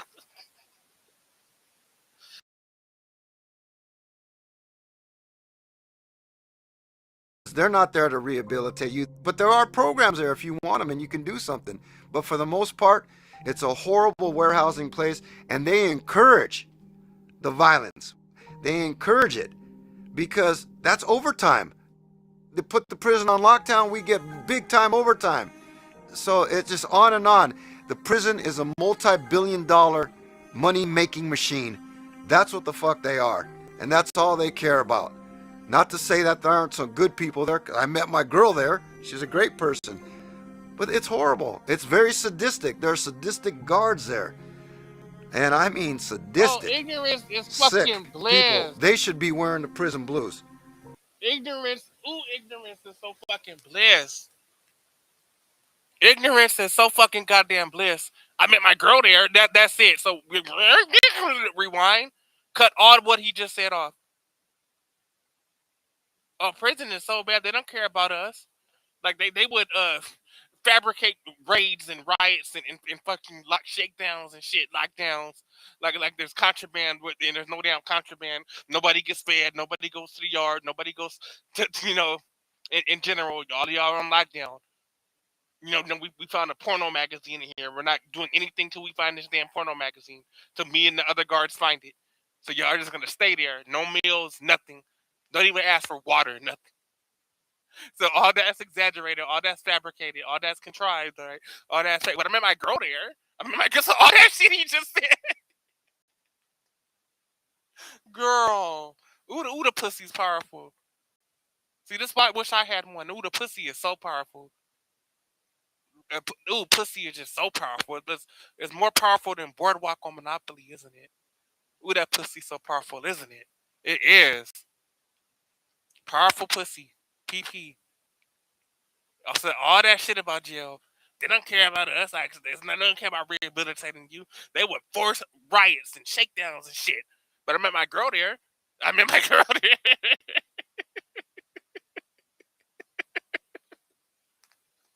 Stupid. Stupid motherfucker. So dumbass. So stupid. Girl. Mm-mm. So he'll make an exception for the pussy. Oh yeah, but yeah, I got some pussy. I got my girl.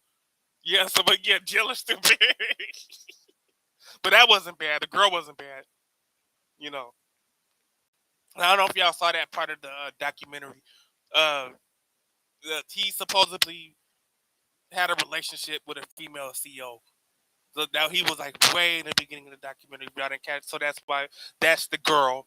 She was So that's also he's talking about like a very like rare situation I have. I mean, I want to say it's rare because it actually is kind of common, but not that common. But yeah, so yeah, he was a CEO and he was dating her. But yeah, it's so stupid. But yeah, and I guess they're together now. They're happily ever after a Disney movie now. So yeah, so stupid. Ooh, ignorance is so fucking bliss. So, I mean, I could go on for forever. The stories, the things that I've seen, I got nothing nice to say about it. When I was in my addiction, I was looking to mask the pain of certain things that I had no control over, that I felt was a misjustice to me, that I was wronged nothing I can do about it, and just a way of coping with a pain was to do drugs, and it's not the right way. When I did that, I think I just prolonged it. So instead of something that would take 3-4 months to get over, took 3 or 4 years, because I'm just getting high. I'm just masking the pain, not dealing with it. And I think, to tell you the truth, I was mad at God, because allowing certain things to happen the way they did, I just felt wasn't right. What I think people could do to maintain a healthy relationship is to get in a support group, have self-help courses, talk to someone. That is the number one thing. If you don't talk, if you don't share, you will not have a healthy relationship. And that's what people don't. Auntie, Miss Triple, Miss Triple Bacon Whopper Sourdough. Okay, yeah, ma'am, Auntie, I'm not listening to a single word of advice you say. When you, a strange ass, you didn't even know this motherfucker. You have a collect call from the Cuyahoga prison from Anthony. Would you accept the call? And this bitch said, I wouldn't. After this bitch revealed that, I wouldn't take one piece of. I wouldn't tell this bitch. I would, if this bitch told me to look both ways before crossing the street. I wouldn't. I wouldn't take one piece of advice from this bitch, even if it made all types of sense in the world.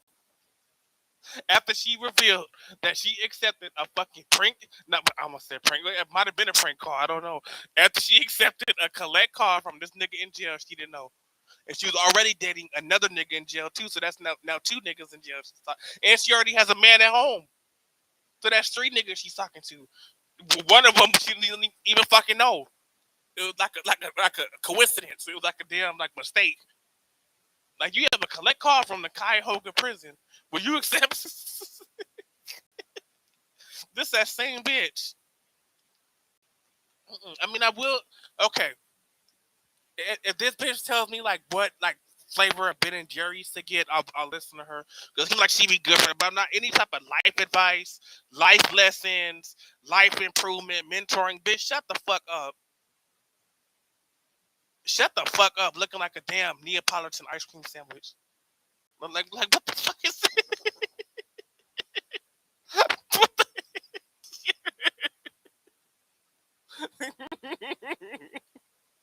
Like to do, they just close up, don't say anything, and that's where sickness come in at. That's where PTSD, that's where suicidal thoughts come in at, that's where depression come in at, that's where sadness, loneliness, idleness, idle mind is like the enemy workshop. So you have to do the work in order to maintain a healthy relationship. And that's when I realized, wait a minute, I have the power to answer this call or not. And when I realized that I have that power, oh, I felt so good. I really wish people would remember that these are people who are humans first and have the same basic needs as people who have not committed crimes. And I wish that would be something that would be remembered as individuals who work with them. The prison system needs a very significant change when it comes to rehabilitative services. You're setting people up for failure when you don't have services in place that are effective, adequate, and available. When those things aren't available both inside the incarceration and outside the incarceration, people will revert back to behaviors that they used prior to. And I thoroughly believe that the prison system and the probation and parole system need a very heavy overview when it comes to the mental health services that they're able to provide.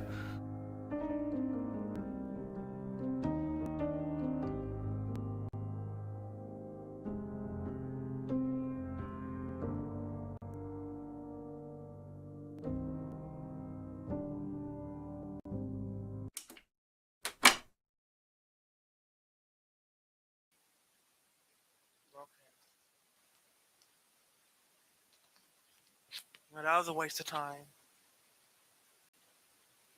Let's see.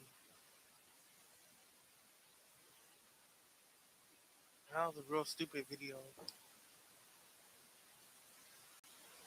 see what else they got.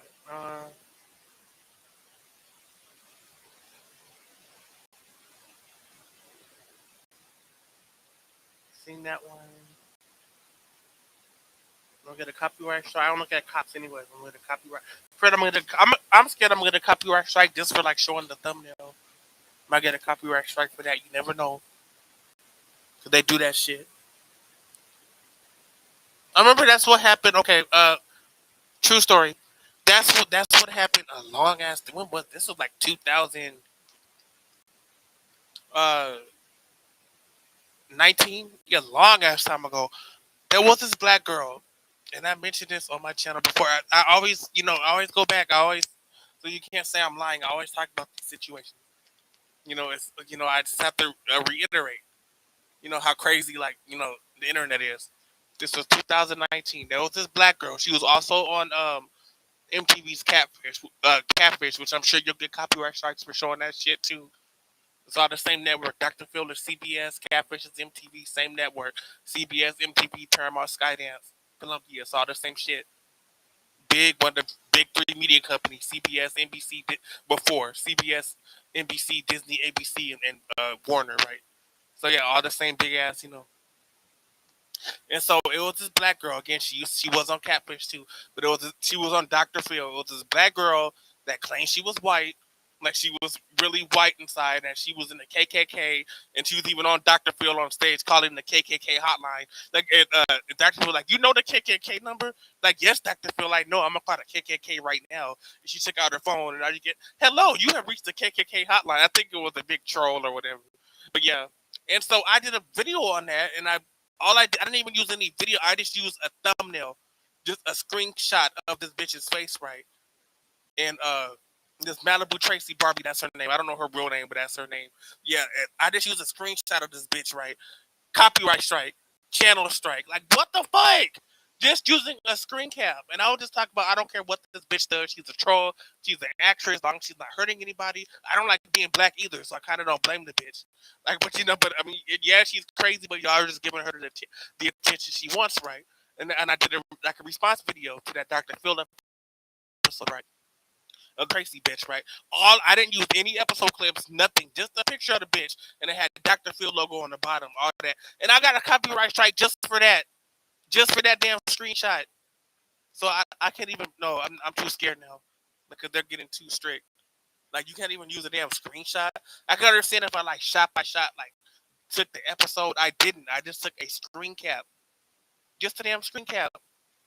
I thought everybody does that. All YouTubers do that. They just take the screenshots from, like, different media, right? They can't show the actual whatever. But yeah, I got in trouble. But whatever. Over the damn Dr. Phil got give me a damn copyright strike. But yeah. So I'm scared to even show the damn thing. Girl.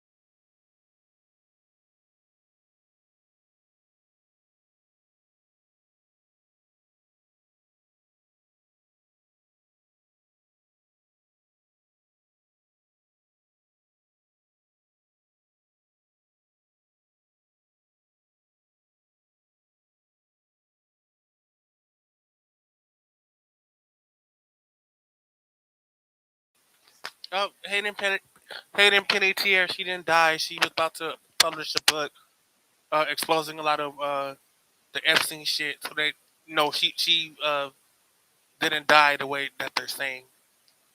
Supposedly that it just understood that she just either sick or suicide. No, she was murdered, and I loved her by the way. Remember, she was the coach's daughter. Remember the Titans, the loudmouth girl that she was like really love football. Yeah, that Hayden Panettiere. Yeah, yeah. No, she was murdered because she was about to come out with a book, and that I find it interesting that she died before, and that her book was going to come out in a few more weeks. Hmm. Yeah, and very interesting. Yeah, that can't be a coincidence. No, yeah, and that book was exposing Hollywood shit. So yeah, give me a fucking break. So yeah, that's sad. Way too young. Same age as her. So I remember when I remember the Titans came out. Yeah, I was like what, like 10, 11. Yeah, movie came out about the segregation football team. Yeah, Denzel. That was her, and she was murdered.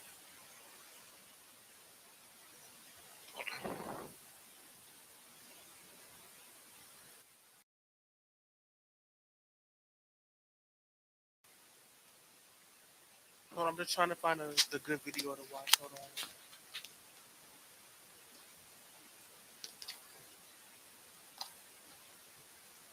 Just bored.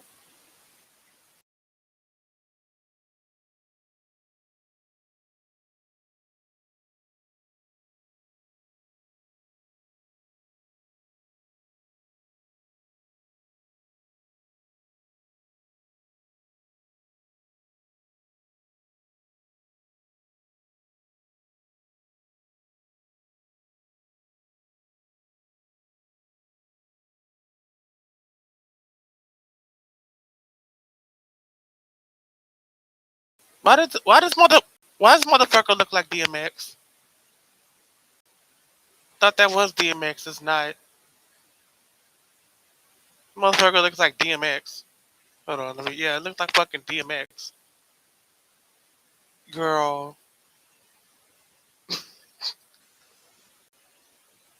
up in here.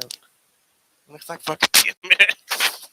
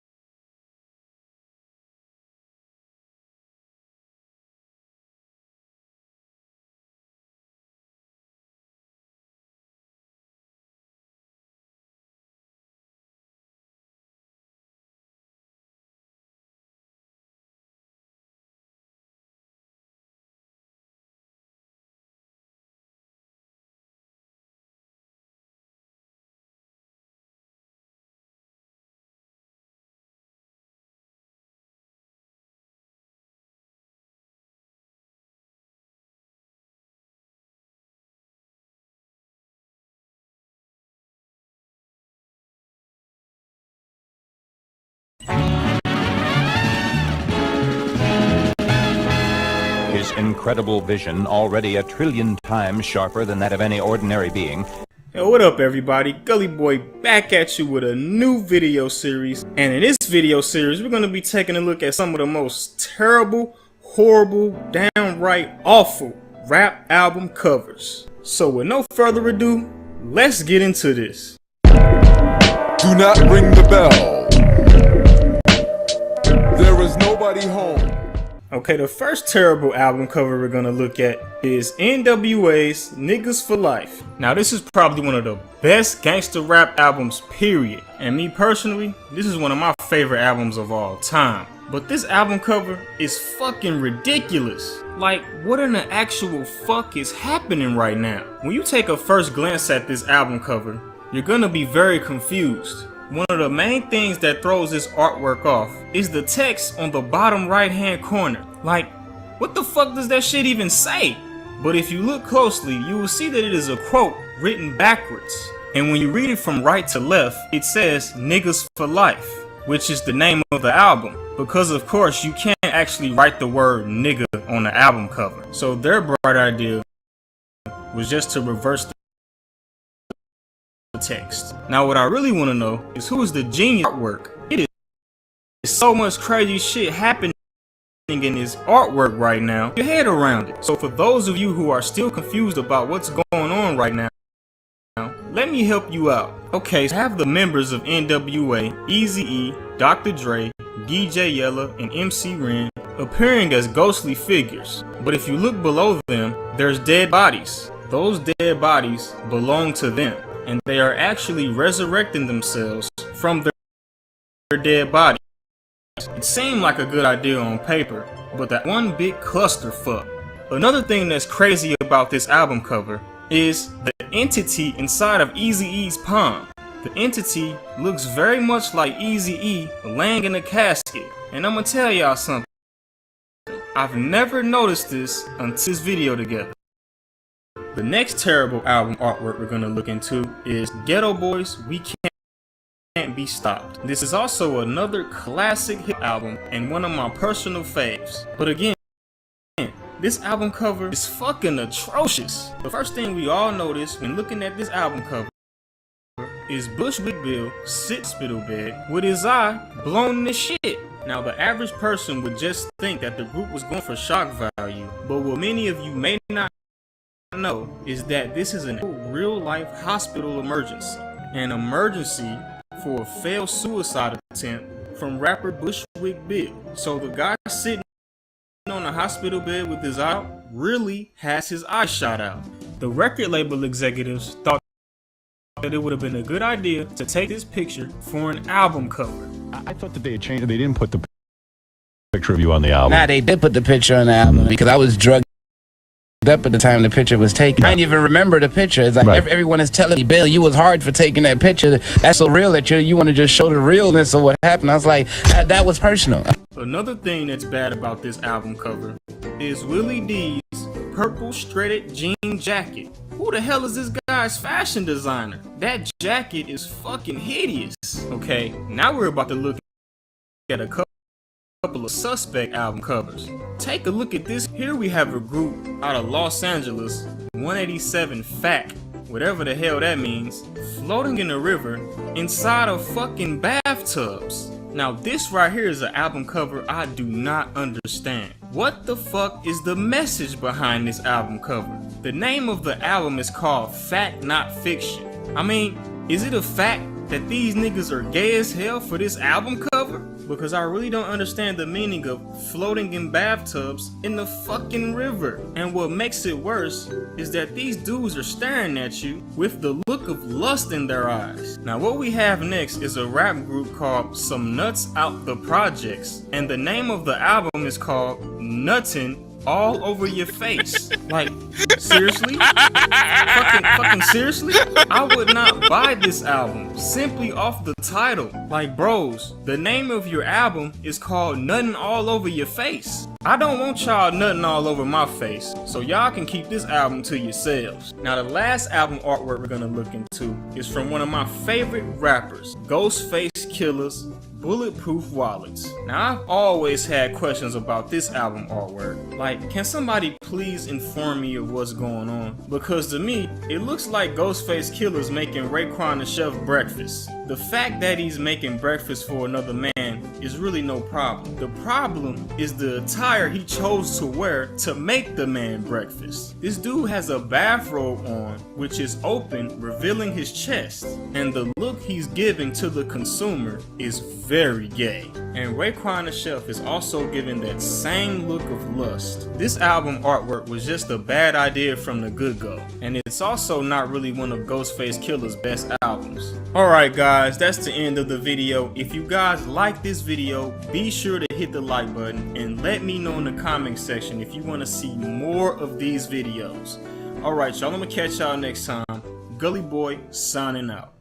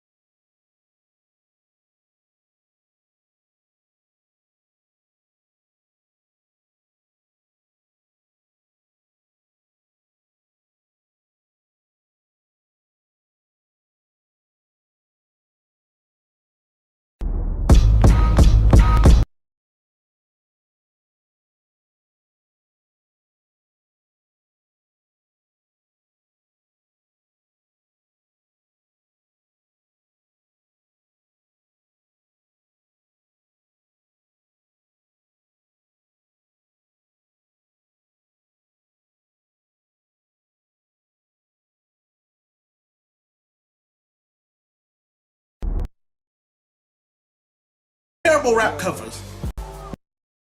They were very trash. Some were very suspect. But we're gonna.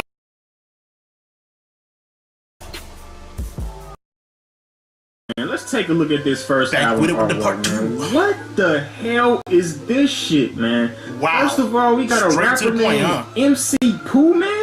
And then we got a female with her legs cocked up, and he looking in the camera like, I'm about to eat her ass, bro. Bruh, no. Or this chick is about to straight up fart in his face because the name of his album is called I feel like he's just looking at her I'm thinking that funk is about to come out her dome. I also can't get over the fact that this dude looked like Chubb Rock mixed with Kool Moe Dee, man. This is a bad look, man. I don't think I look how he looking. He just album, like, really? Like, what is this dude's songs about? Really, bitch? How he eat ass and how he let chicks fart in his face? Bro, that's nasty. Man, I'm good on MC Pooh, man. That's Next, nasty, we got an album by a rapper named Lil Milk. Now, I listened to this album, and this album is pretty damn dope. So whenever you get a chance, listen to this album, man. It's on YouTube. Just Google Lil Milk and Prophecy. But this album artwork is fucking ridiculous. Look on the right. Like, what the hell is this shit, man? A ghetto holy trinity or something? What then is we got an angel wrapped around in some damn sheets you can buy at Family Dollar. Then in the middle, we got a dude that resembles a high school janitor or a maintenance worker. Damn. And then on the right, we got, what the fuck is that, shit man? On the right is that like Lucifer? Or is that a fucking snake with angel wings? Hell no. And on top of that, he got this like gotta be the most swollest motherfucker I ever seen in my life. 3 sets Look of at abs. this nigga's abs, bro. This nigga got like a fucking 45 pack, my nigga. God damn, bro. No legs, Bro, what the all fuck abs. is going on in this album artwork, G? Coming up Damn, next, we got a that's straight crazy. up disrespectful album artwork.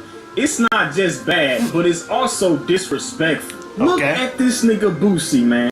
What For the real? fuck is this Boosie? shit? You just literally disrespected a classic album by my boy Michael Jackson, man. Yeah, that's a no, Replicating man. this garbage. This is just bad. That's a no. Hence the name of the fucking mixtape. This nigga Right. trying to look like a fake Self-explanatory. ass Michael Jackson with a million fucking chains. Nigga, how many chains is that, bro? This nigga got on fucking a million damn chains. How many chains do you need? Not the Boy, I worst know one your on neck the list hurting out so here, far, kid. but- Another thing that makes this album artwork terrible is the left side of this nigga's body is CGI. If you can't tell, look at his hand. Why is his hand CGI? The watch is not even on his hand, bro. This album That's artwork crazy. is just fucking terrible, kid. Trick Daddy, what the hell was you thinking when you made this, bro? Okay. What were you thinking? What? www.thug.com? Now, the funny thing about this album artwork is that this fucking website looks like Windows 95 or some Bro, shit. I was just about to say, it was like some some- in the early 2000s. And Yeah, let me I say guess this, right. this It is the came out early worst 2000s. This website shit layout I've ever seen in my is entire life. Why does Trick Daddy look like he's fucking constipated on the toilet? I mean, look at Ugly this cover dude's art. forehead sweat, man. It straight up looks like Hell he's nah. taking a shit right now. On top of that, let's check out these website features. He has music, sex, drugs, money, and fucking death. Like, what the hell happens when you click on death? Like, I don't what think the- you wanna like, click what's on gonna death. happen? Are you gonna witness all the murders this man committed? Because he very well looks like he's been involved in a couple of homicides. Yeah. Check this out. You can also purchase drugs, you know, crack, meth, all of that shit. And you can also get some sex. You can call up a prostitute. Man, this is a perfect fucking website, Well, I mean, man. You can you look know, at maybe that dead one ain't bodies, so buy bad, drugs, but- and buy sex, man. This is some fucking deep web shit, man. I want to know if this is a real website, man. If it is, It we better can not report be no- this shit to the police. it better not be a immediately. real website. Okay, man. This last artwork, man. I Every don't nigga know will be hitting what that shit the up for sex. This shit right here just Promise you. fucking scares the shit out of me, bro. Like, what the fuck is this shit, man? What is happening right now, This man? is by Did far she the just most terrible summon this shit. dude? What is she holding right now? I can't tell Bruh. if that's a 40-ounce bottle or a fucking shower head. Bruh, Whatever it it's is, sprinkling it's something doo-doo this nigga or something. Kino I don't Valentino know out what the that ground. is. This shit is fucking insane, man. I would really love to Sprinkling meet the doo-doo genius butter, that bruh. came up with this Hell artwork. no. Because I need an explanation, man. Now, the name of the album is Homegrown. So I'm guessing that it takes a stripper, a fucking 40-ounce bottle, pour it in the ground, and here's Kino Valentino. Yeah, He's that's- homegrown. that's This trash. shit is just fucking This is ridiculous. definitely the worst one. Alright, so that was Terrible Rap Cover Art Part 2 by Gully Boy. That was some bad cover art. I would dare say every one of them on this list in Part 2 was terrible, especially that last one. She looked, if it weren't for the stripper, even the stripper ain't look that good, but it's like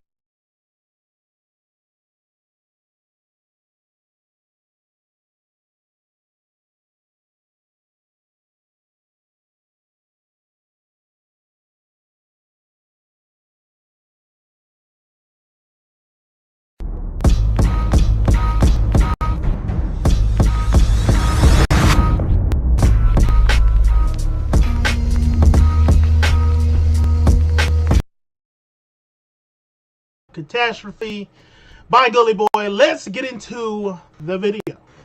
Do not ring the bell. Turn it up a little bit. Hey, I'm gonna need y'all to help me answer something right quick. I seriously need to know, is this what bossing up looks like? Okay, I ain't gonna... Wait, what's that say? Aura Paho. What the hell? Hold on. Aura. They should have used a different color. Arapaho Trues. I must not know how to read today. They should have used a different font, different color. Rhythm and hardcore hip hop Blue. Well, I guess I can read that part, but Don't lie. These dudes are rocking some clean shirts. But They what not- on they God's nice. green earth is going on with all the Photoshop? Like, there's no way that these dudes stepped into a real mansion. They standing in front of a green screen like a mug. Exhibit A. Look at the Everything. floors. These floors look like some bad graphics out of a PS1 game. Bro, they dead ass look like these floors are still low. And what's going no lie, these look like some. They definitely do look like some PS1 graphics. The floors, like, I could definitely picture that in like a Resident Evil game or something. Boy, then, whew, we've come so far from PS1. That's all I'm gonna say. going on over here? Did they really just Photoshop the same room twice? I mean, it actually looks kind of decent over here. But when you go over here, it looks like a portal to another dimension. And I know these dudes ain't got self-portraits of themselves. I mean, look, y'all, check it out. That's him right there. That's him right there. Right. And that's him right there. These dudes hella conceited. They making If sure y'all that thought this is this safe cover was place. convoluted, look at the name of the album. Original Rhythm and Hardcore Hip Hop Blues? What the heck kind of genre is that? Like, I don't know if they Hardcore G's or Simps of the Year. And what the heck is the name of this group? I can't read this to save my life. Looks like I gotta go to my hand. I thought I was the only. I thought I couldn't read. I'm like, bro, he said the same thing. What does that say?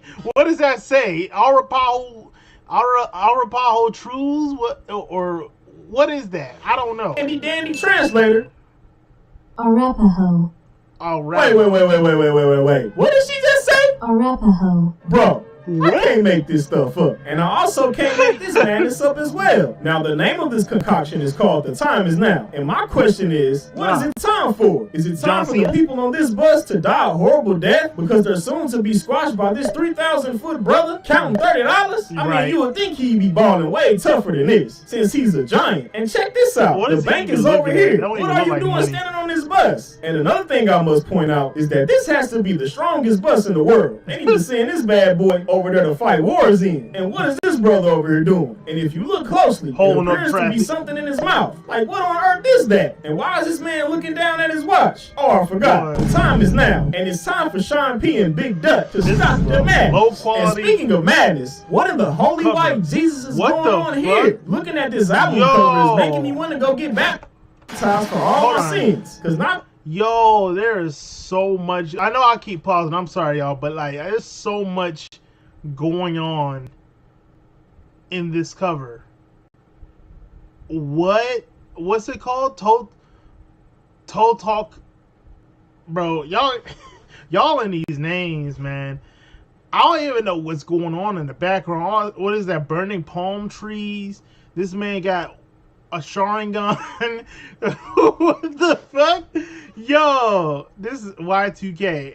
That's the only thing I can legit read out of this. Not only is this brother in hell, but there's way too much Illuminati symbolism. Like, how many pyramids y'all see in this picture? I see about 5. And call me ignorant, but I have no idea what these symbols or Roman numerals mean. But I'm pretty sure they don't mean anything good. I mean, look at this craziness. Like, I can't tell if this man is sitting on a throne or standing at a podium. And once again, we are introduced to more horrible Photoshop. Look at my man's arm. It's literally about to fall off. And what are these right here? Fiery orbs that tell the future? Are these fiery palm trees connected to this podium? How my boy Chain still bling blingy? And what the hell is this gigantic portal behind this big building connected to a smaller building? And who the heck is this guy? And why is he over here looking like a guardian? Like, Yo, I didn't even see him. Wow, he blended in so well with the background.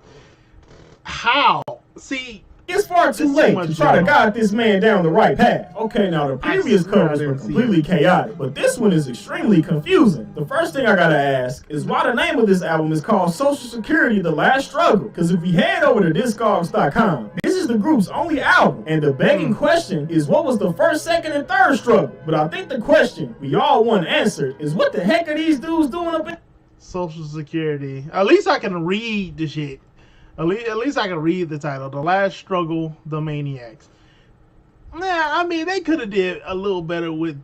You know they weren't working with a lot when they made this cover, but they needed something and they thought this would work. In these claps. I mean, if they're the maniacs, shouldn't they be in a crazy house or something? And the two brothers right here don't look manic at all. They just over here looking like EPMND, which stands for Eric Perez making no dollars. And that leaves us to this guy, who is in fact the only one out the bunch that looks like a maniac. Like, what is this man doing? Why is he holding this ancient artifact, and what does it mean? I thought that was a gun. Oh my God, I thought that was a gun. That's a whole nother thing. Wow. I thought he was trying to shoot at the camera, man. Wow. I mean, this unknown artifact looks kind of like a dagger, and it looks like he's about to stab himself with it. I mean, this part makes sense, because, you know, they're the maniacs, and this is the last struggle. And is he sitting on this man's foot, or is it the other way around and he's... Never mind. And just when you thought it couldn't get any worse, what in the world is going on here? I mean, I honestly don't know where to start. I guess I can start off by asking, what the hell is Boot Life? Is Boot Life hanging in a swamp form to get gold teeth? And the more I look at this, it doesn't look like these dudes are walking this alligator at all. It looks like this thing is in pain. And does the alligator have something in his mouth? I can't tell, because this is another Photoshop disaster. Oh, wait a minute. I get it now. They're alligator fighting, because this guy's also this crappy, obnoxious font. Also, what in the hell are these two looking at? Shouldn't they be focused on the alligator fight? Especially him, because it looks like his alligator is about to take the L. Like, focus on the match, dude, because you're losing. It seems like this is the only dude that's focusing on the match, while this guy over here is staring deeply into our souls. Like, what you staring at, fake ass DJ Poop? And my final question is, do these guys actually live in the boot? Because what's its significance? Man, I might have to go and listen to the album to find out. But believe me, I'm not doing that anytime soon. So I'm just gonna say that they live in the boot to only come out and fight alligators. That is crazy. Alright. So that was part 3 of Terrible Cover Art Reborn. Terrible Rap Cover Art Be Reborn. Man, all these cover arts, man, there's either too much going on or just very basic. Like this one, for instance, the total, whatever, however you say it, total chaos. I don't know why I can read that. I cannot read that. Total chaos. Too much going on. The first one, I mean,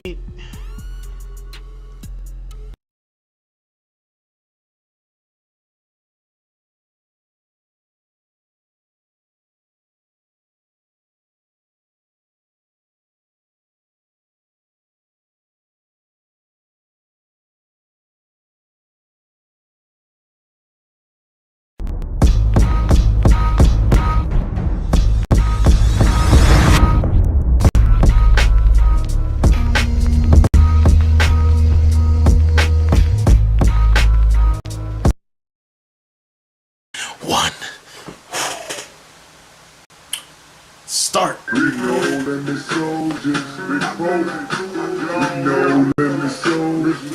dude right here don't know if he want to rob you. Too loud. Tell you future. Too loud. Like, what is the concept behind this artwork?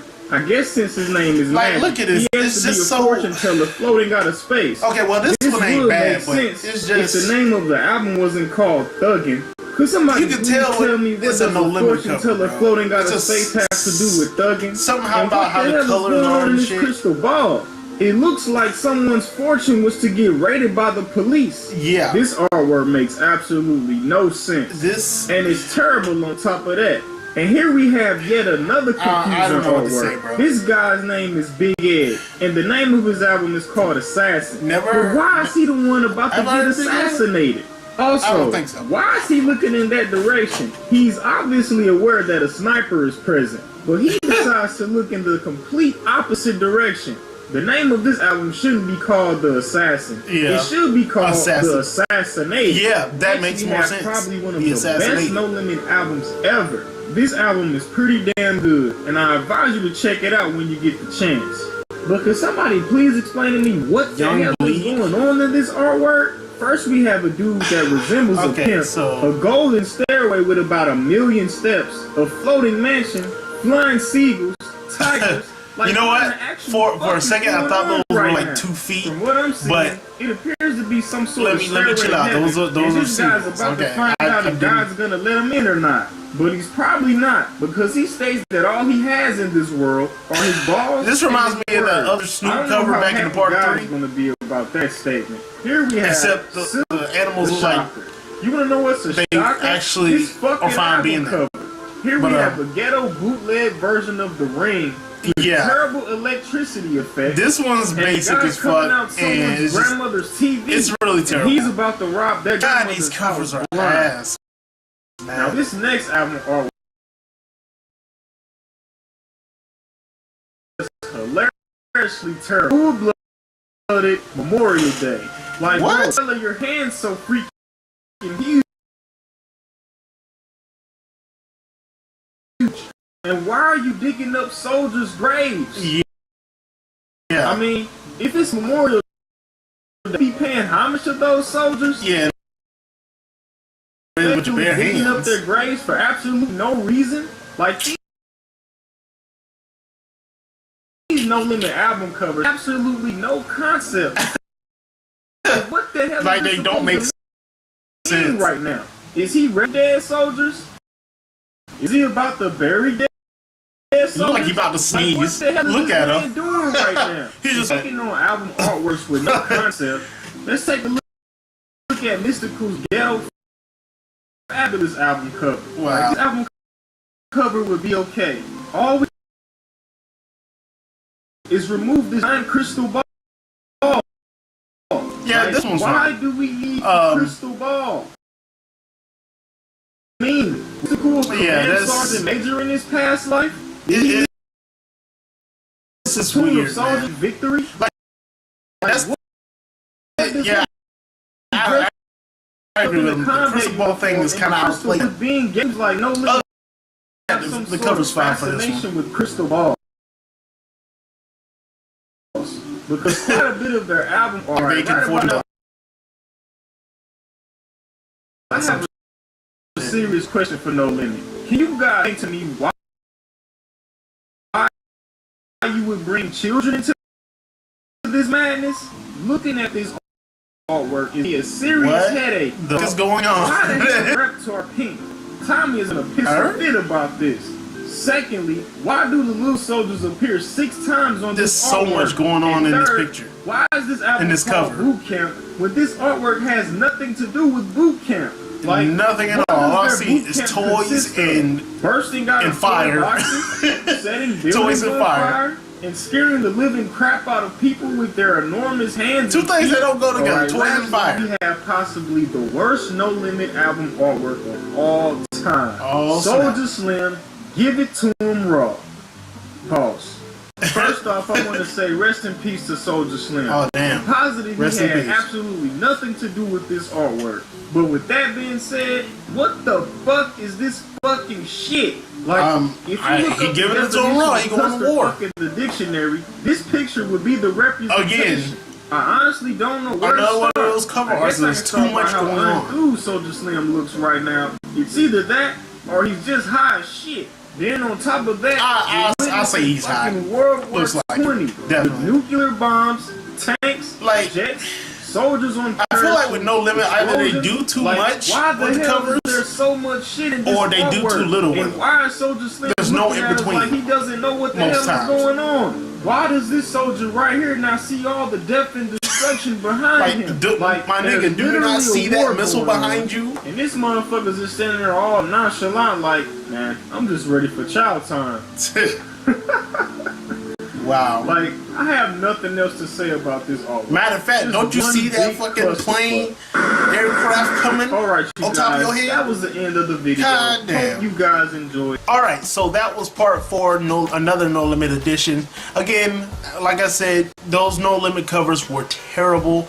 Like I said, either there's too much going on the covers where this is like, what is this? What is this? What is all this? It fills up the whole damn cover art. It's just like, what is all this on the cover? I don't know why. You're doing too much.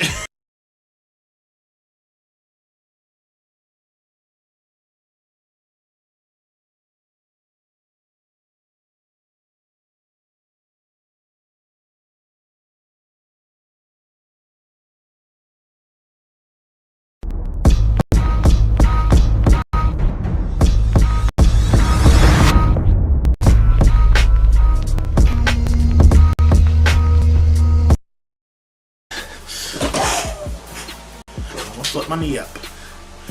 Start. White Dog's Thug Ride. But I only have one question. Also, Where his the name hell is the White Thug Dog? Ride? Wow. All I see is a ridiculously blinged out hallway with random shit all over the place. Yeah. First off, why is there so much fucking bling in this artwork? This Like, check nigga out looks this so ceiling. serious Why too, the like, hell do you nigga. need 4 golden chandeliers? Whoever photoshopped If I this got all artwork them did a plaques terrible job. and fucking Because money, what the fuck is this shit is on the that floor? money? It looks like CGI water, and coming out the CGI water, I thought it was is money, fake but stacks of money. I don't know what it Also, is looking it out. appears that White Dog had 5 albums go. Nigga, mean mugging. If this Nigga, is I'll the be case, happy as hell. I ain't never heard of this nigga. Surrounded by And all I that can't shit. stress the fact that there is so much crazy shit going on in this artwork. Like, bruh, And aren't everything's these so the type bright, of windows bruh. that belong on the ship? Why the hell are they on this house? And why is there 2 white dogs? And why is there a white aura around this white dog? Did this white dog die? Why Or is there a white future aura? white dog looking at the present white This dog? nigga powering Why up is this shit. fuck Let me you written in stop. the bottom right hand corner? Who is he saying this to? Is he saying this to me? Is he saying this to you? Who the fuck is he saying this shit to? I don't know. guess I he's didn't even saying see this to that y'all. shit in the corner, You nigga honestly. ain't talking to me. Next we have Big Ren, and the Okay. streets won't let him go. Like literally, the fucking streets won't let him Damn. go. Like the streets straight up. That was like, came nah, out bitch, from you ain't porn going movie nowhere, shit nigga. and grabbed Big Ren and said, Nigga, you gon' sell dope and kill niggas for the rest of your life. Bruh, That that's... ain't shit your motherfucking ass can do about it. That'd be If you scary think as about hell. leaving the hood, I'ma just come up out the motherfucking ground and grab your bitch ass every time, nigga. Bruh, looking at Big just Ren's imagine the expression, ground he actually doesn't seem coming to up really like, care. nah, nigga, He's you looking ain't like, going shit, nowhere, I ain't got no goddamn. problem with selling dope and killing You niggas. ain't gonna I do leave that this shit way. on the regular, so y'all can hold me back. I don't give a Hell fuck. nah, I can't I mean, do if the that. street physically grabbed me, I would shit my pants. But Big Ren here is just like, I give no fuck. Wait a minute, was I'm that about to the go rob a actual nigga part of right the now. cover too? I Now, thought this he just next edited it to artwork be is like the that. Definition of Oh, rap. shit. Look at this bullshit. Here we have a caveman What? looking motherfucker named Stu Mac, and apparently he just busted a couple nuts in these 2 females and got them pregnant. This look like one of those straight to the douchebag point, guys huh? that celebrates the fact that they can fuck girls and get them pregnant. And when the baby Yeah. finally comes, this motherfucker Not is in the dope. picture. You know, He sort of like how gone, he's boy. depicted in this artwork. This motherfucker Nigga looks got- like a ghostly figure. nigga or got some shit. wolves and shit, another thing, 2 this pregnant album women. cover seriously looks like a promo for the next episode of The Maury Show. Oh my looks God, like Maury's yeah. about to come out and That's say, terrible. "Here comes the 5-year-old Billy Bob. Stu Mac, you are the father." Y'all already know these aren't his only baby mamas. He got about 5 of them motherfuckers with about 15 kids he don't take care of. And is this the my Pussy God. Mobile? Is this where Stu Mac and pregnant? That's where all his money going to. They ain't paying no child This right here support. is possibly the most ghettoest, ratchetest album cover I've ever Yeah, seen bro. in my Like, entire what's up with life. the wolf, though? Okay, guys, I must The wolf warn you, just 'cause this chilling. next artwork is extremely gay. Look at this crazy shit. I can't tell if this shit is gay or some sort of political statement. Here we have what appears to be 2 convicts. they're handcuffed. One's Mexican and one's black. Okay. And the word wet is written on the Mexican side. Oh, I and the get it. word black I get is it. written Wet- on the black guy's side. Wetback. I think this was You done know, to wet mock black. the phrase wetback, which is Yeah. a racial slur towards Mexicans. Yeah. So I guess this is supposed to mean that Mexicans and blacks need to unify. That's I cool. mean, apparently- But why does this have to come off so gay? I mean, this artwork looks like It's- a cover of a gay porno. Why the hell are these guys handcuffed together? And why is the word wet dripping like you know what? And why are they surrounded really by put emphasis on townsfolk? wet. Are they evil dictators or some shit? Because the townsfolk don't seem too happy. Damn, it's all dudes in the crowd, ain't it? Oh man, gay evil dictators. Oh Bruh. my God, What bruh. the hell were they thinking when they made this shit? The black now dude this chained last up and artwork shit. just scares the shit out of me. Here we have what appears to be 2 Mortal Kombat rejects, and they're telling you to shut up and dance before the police come. Now this artwork confuses Bro, the just hell out of imagine me. these niggas walking first the off, club like, what are these shut up guys and gonna dance? do to you if you don't shut up and dance? Is this guy gonna slice you up with these big ass butterfly knives? Bruh. Is this guy's gonna Bruce Lee your ass with his nunchucks? It appears as though if you don't Hell dance, nah. these guys are gonna brutally murder Oh you. my like God, they're telling you bruh. to dance before the police comes, but I think we fucking need the police to stop these guys from murdering people for not dancing. Need the black like, Bruce it Lee isn't clear if these guys are fucking, gonna protect you from the police, or are they gonna murder you for not dancing. I also can't get over the fact that this guy looks exactly like the actor Omar Epps. I may need to find out if this is Omar Epps. That'd be pretty fucking hilarious. I mean, if I it can is. see it a little bit. Alright, you guys. I won't say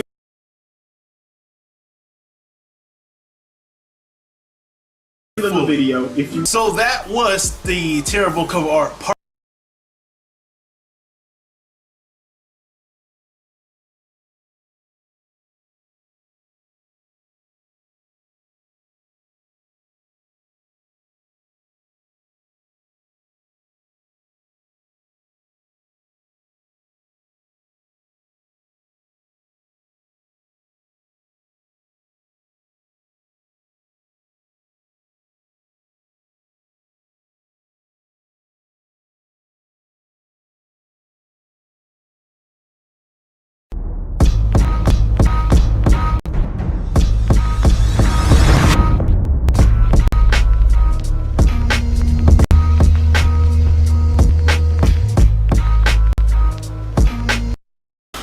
All right, and start. Do not ring the bell. There is nobody home. What up, y'all? Welcome to part 6, man. Let's get right into this shit, dog. Look at this crazy ass shit, bro. Rated G. This shit needs to be rated A for adults only. Okay, because hold on. it seriously looks like these guys snapped this photo while they're locked down in prison. The two and this guy on is the the bottom slave owner of the guys below him. I mean, are sweating just look way at how too hard sinister right this now. guy's looking. It looks like he's brutally raping these two. Because why are their faces so sweaty? Bro. And why does this guy look like he's in serious pain? Oh, I'm very positive that this guy stole his manhood. And this guy is just like, I'm used to anal rapage. It doesn't bother me at all. I actually enjoy it. That's fucked up. And I the ain't gonna final lie. thing I gotta say about this artwork is why is this guy's hairline He shaped looks like so the Batman evil, symbol? man. Okay, this next artwork is just a Photoshop clusterfuck. I mean, just look at this garbage. Whoever made this this shit needs trash. to go What back is to this? Photoshop class because this is horrible. First off, why does this image look like it was taken outside and they cropped it to make it look like it was taken that's inside? terrible. Second, why the fuck is cocaine, money, and weed piled up in one spot? Why does the money look like that? What kind of organized drug dealer is this? And third, am I the only one who notices that? The dope out the Amityville horror house. Like, who the This fuck nigga would just come like- to this dope house? Not only does this guy That's sell the dope, most basic but he also pose has bodies stashed away in the dude crawl does. space in his basement. You know, when you take Instead of that this album picture- being titled The Unborn King, they should have This just like called going this on shit first The pose. Unborn. Because it's some serious shit, my dude. This guy right here just said, what fuck the the laws of gravity. I'm gonna take a shit wherever I please. And while I'm taking the shit, is I'm terrible. just gonna throw up the middle finger This for is no disgusting, reason. man. Okay, this album Look, cover I get it. You confuses don't- the hell out of me. money First butt off, naked. what Look. the hell does money butt naked mean? I don't see any money, and I don't see anyone who's butt naked. All I see is a fat guy floating in the sky taking a shit, and apparently he's taking a shit on Funky Town. Yeah. Or he could just be funking up the town. That's all right, nasty. y'all. This next album cover That is was- just this plain is rap. definitely a bad Okay, cover, first off, I'm not about to call Delicious. you that, Your rap name gay as hell. Delicious. Second, what's with this tacky ass fluff hat and these Oh. big ass goggles? And this dude just said, fuck putting the grill on my teeth. I'm just for gonna real. let that shit hang out my mouth. Man, but what you I might as really well wanna put know him in that is same why do you group with, have this big rusty ass 50-pound riff-raff. chain around your neck? And speaking of your neck, I know that nigga. shit is in serious pain Seriously? right now. And what the fuck is the rest of this shit? We have some sort of explosion, and in the midst Look of like this a nuke is explosion going on is in a the pile of background, fake like, my money nigga, and some horrible you need to Photoshop run. lowriders. And two And them females bitches that need had to some run, too. in-house butt injection surgery that's about to go horribly She wrong. got a I mean, huge just look at fucking their asses. Shit looks like it's about to explode any minute now. That shit And this will man is crush about to be your covered in their penis. bloody ass chunks. Alright, As soon as she I'm gonna does need a y'all lap to dance on seriously you. prepare for That's this crazy. next. What the fuck is this gay ass shit? Oh my okay, it God, appears bro. that these guys are all brothers because their rap name is the Robinson Boys. But who the fuck takes This a is just picture like this questionable. with their brothers? And the name Straight of their up- album shouldn't be called straight up Thug questionable. Niggas Thug Living. It should be called Thug Niggas Thug Orgies because that's what it looks like Bruh. these guys are about to do. Like, call me crazy. The one but on the I far think left that this look guy's ready, bruh. choking this chicken right now. And this dude is like, yeah, choke that chicken. I want that chicken sauce all over my fucking face. Oh my god, Chicken bro. sauce. Nigga, just give me the whole bucket. Also, it seems like these Like the dudes one are on the about far to right lose look their like he lives, just because got this done, helicopter is and one about on to the far crash left into look like this he about police car. ready And to these go on and idiots do are it. just standing around posing for gay porn. And lastly, is this Stevie J from Love and Hip Hop? Damn, my nigga. He do I ain't look even like swung Stevie that way. J. Okay, Oh, this last shit. album art just scares the shit out of me. Look at this crazy shit, man. Is this an album cover or a cover of a horror movie? Oh, because man. it looks like a demonic Pillsbury Bro, you remember that era when they was taking like iconic characters and making them like gangster, like, you know, Looney Tunes and why is this city other completely stuff? frozen? Is this the end of the This is world? part of that Is era. Gucci Goose the coldest rapper of all time? Pillsbury Like, what the Doughboy. fuck is happening right now? And why is there cake This mix nigga and look cocaine like packs in the snow? Like, who the fuck is he gonna ready sell to this murder shit niggas to? Because I'm pretty sure that everyone sight. is either dead or frozen. Also, That's what's fucking with the crazy. toaster? And why did stacks of money pop out? Like, this artwork makes absolutely no fucking sense whatsoever. Alright, y'all, I that's mean, all I can take right about now. I got These that cake album mix. covers Wow, are that's serious so head. fucking. Alright, you guys, that's the end of the video. That's so if fucking you enjoyed the stupid. video. So that was terrible rap cover art part 6, and man, those were really gay, suspect, questionable cover arts. The dude that was taking the shit, really, nobody wants to see that. I don't care how clever you thought it was, and I don't care if you didn't give a fuck. That shit was trash. It was nasty. Nobody needs to see that. Ain't nobody gonna pick up a mixtape with you shitting on it. Like, if you don't give a shit, well, you're giving a shit technically, but you're not giving. Y'all know what I mean. And then the rated G one, where it was 2 sweaty men at the bottom and one mean looking ass nigga, like he was ready to fuck somebody up. Or fuck somebody, but we're not gonna get into that. And then the one with all the dudes on the yeah, all these were questionable. I mean, the Pillsbury dude wasn't too bad, at least not to me, but the rest of them, yeah, those were kind of bad. Those were really bad. But thank you guys for watching.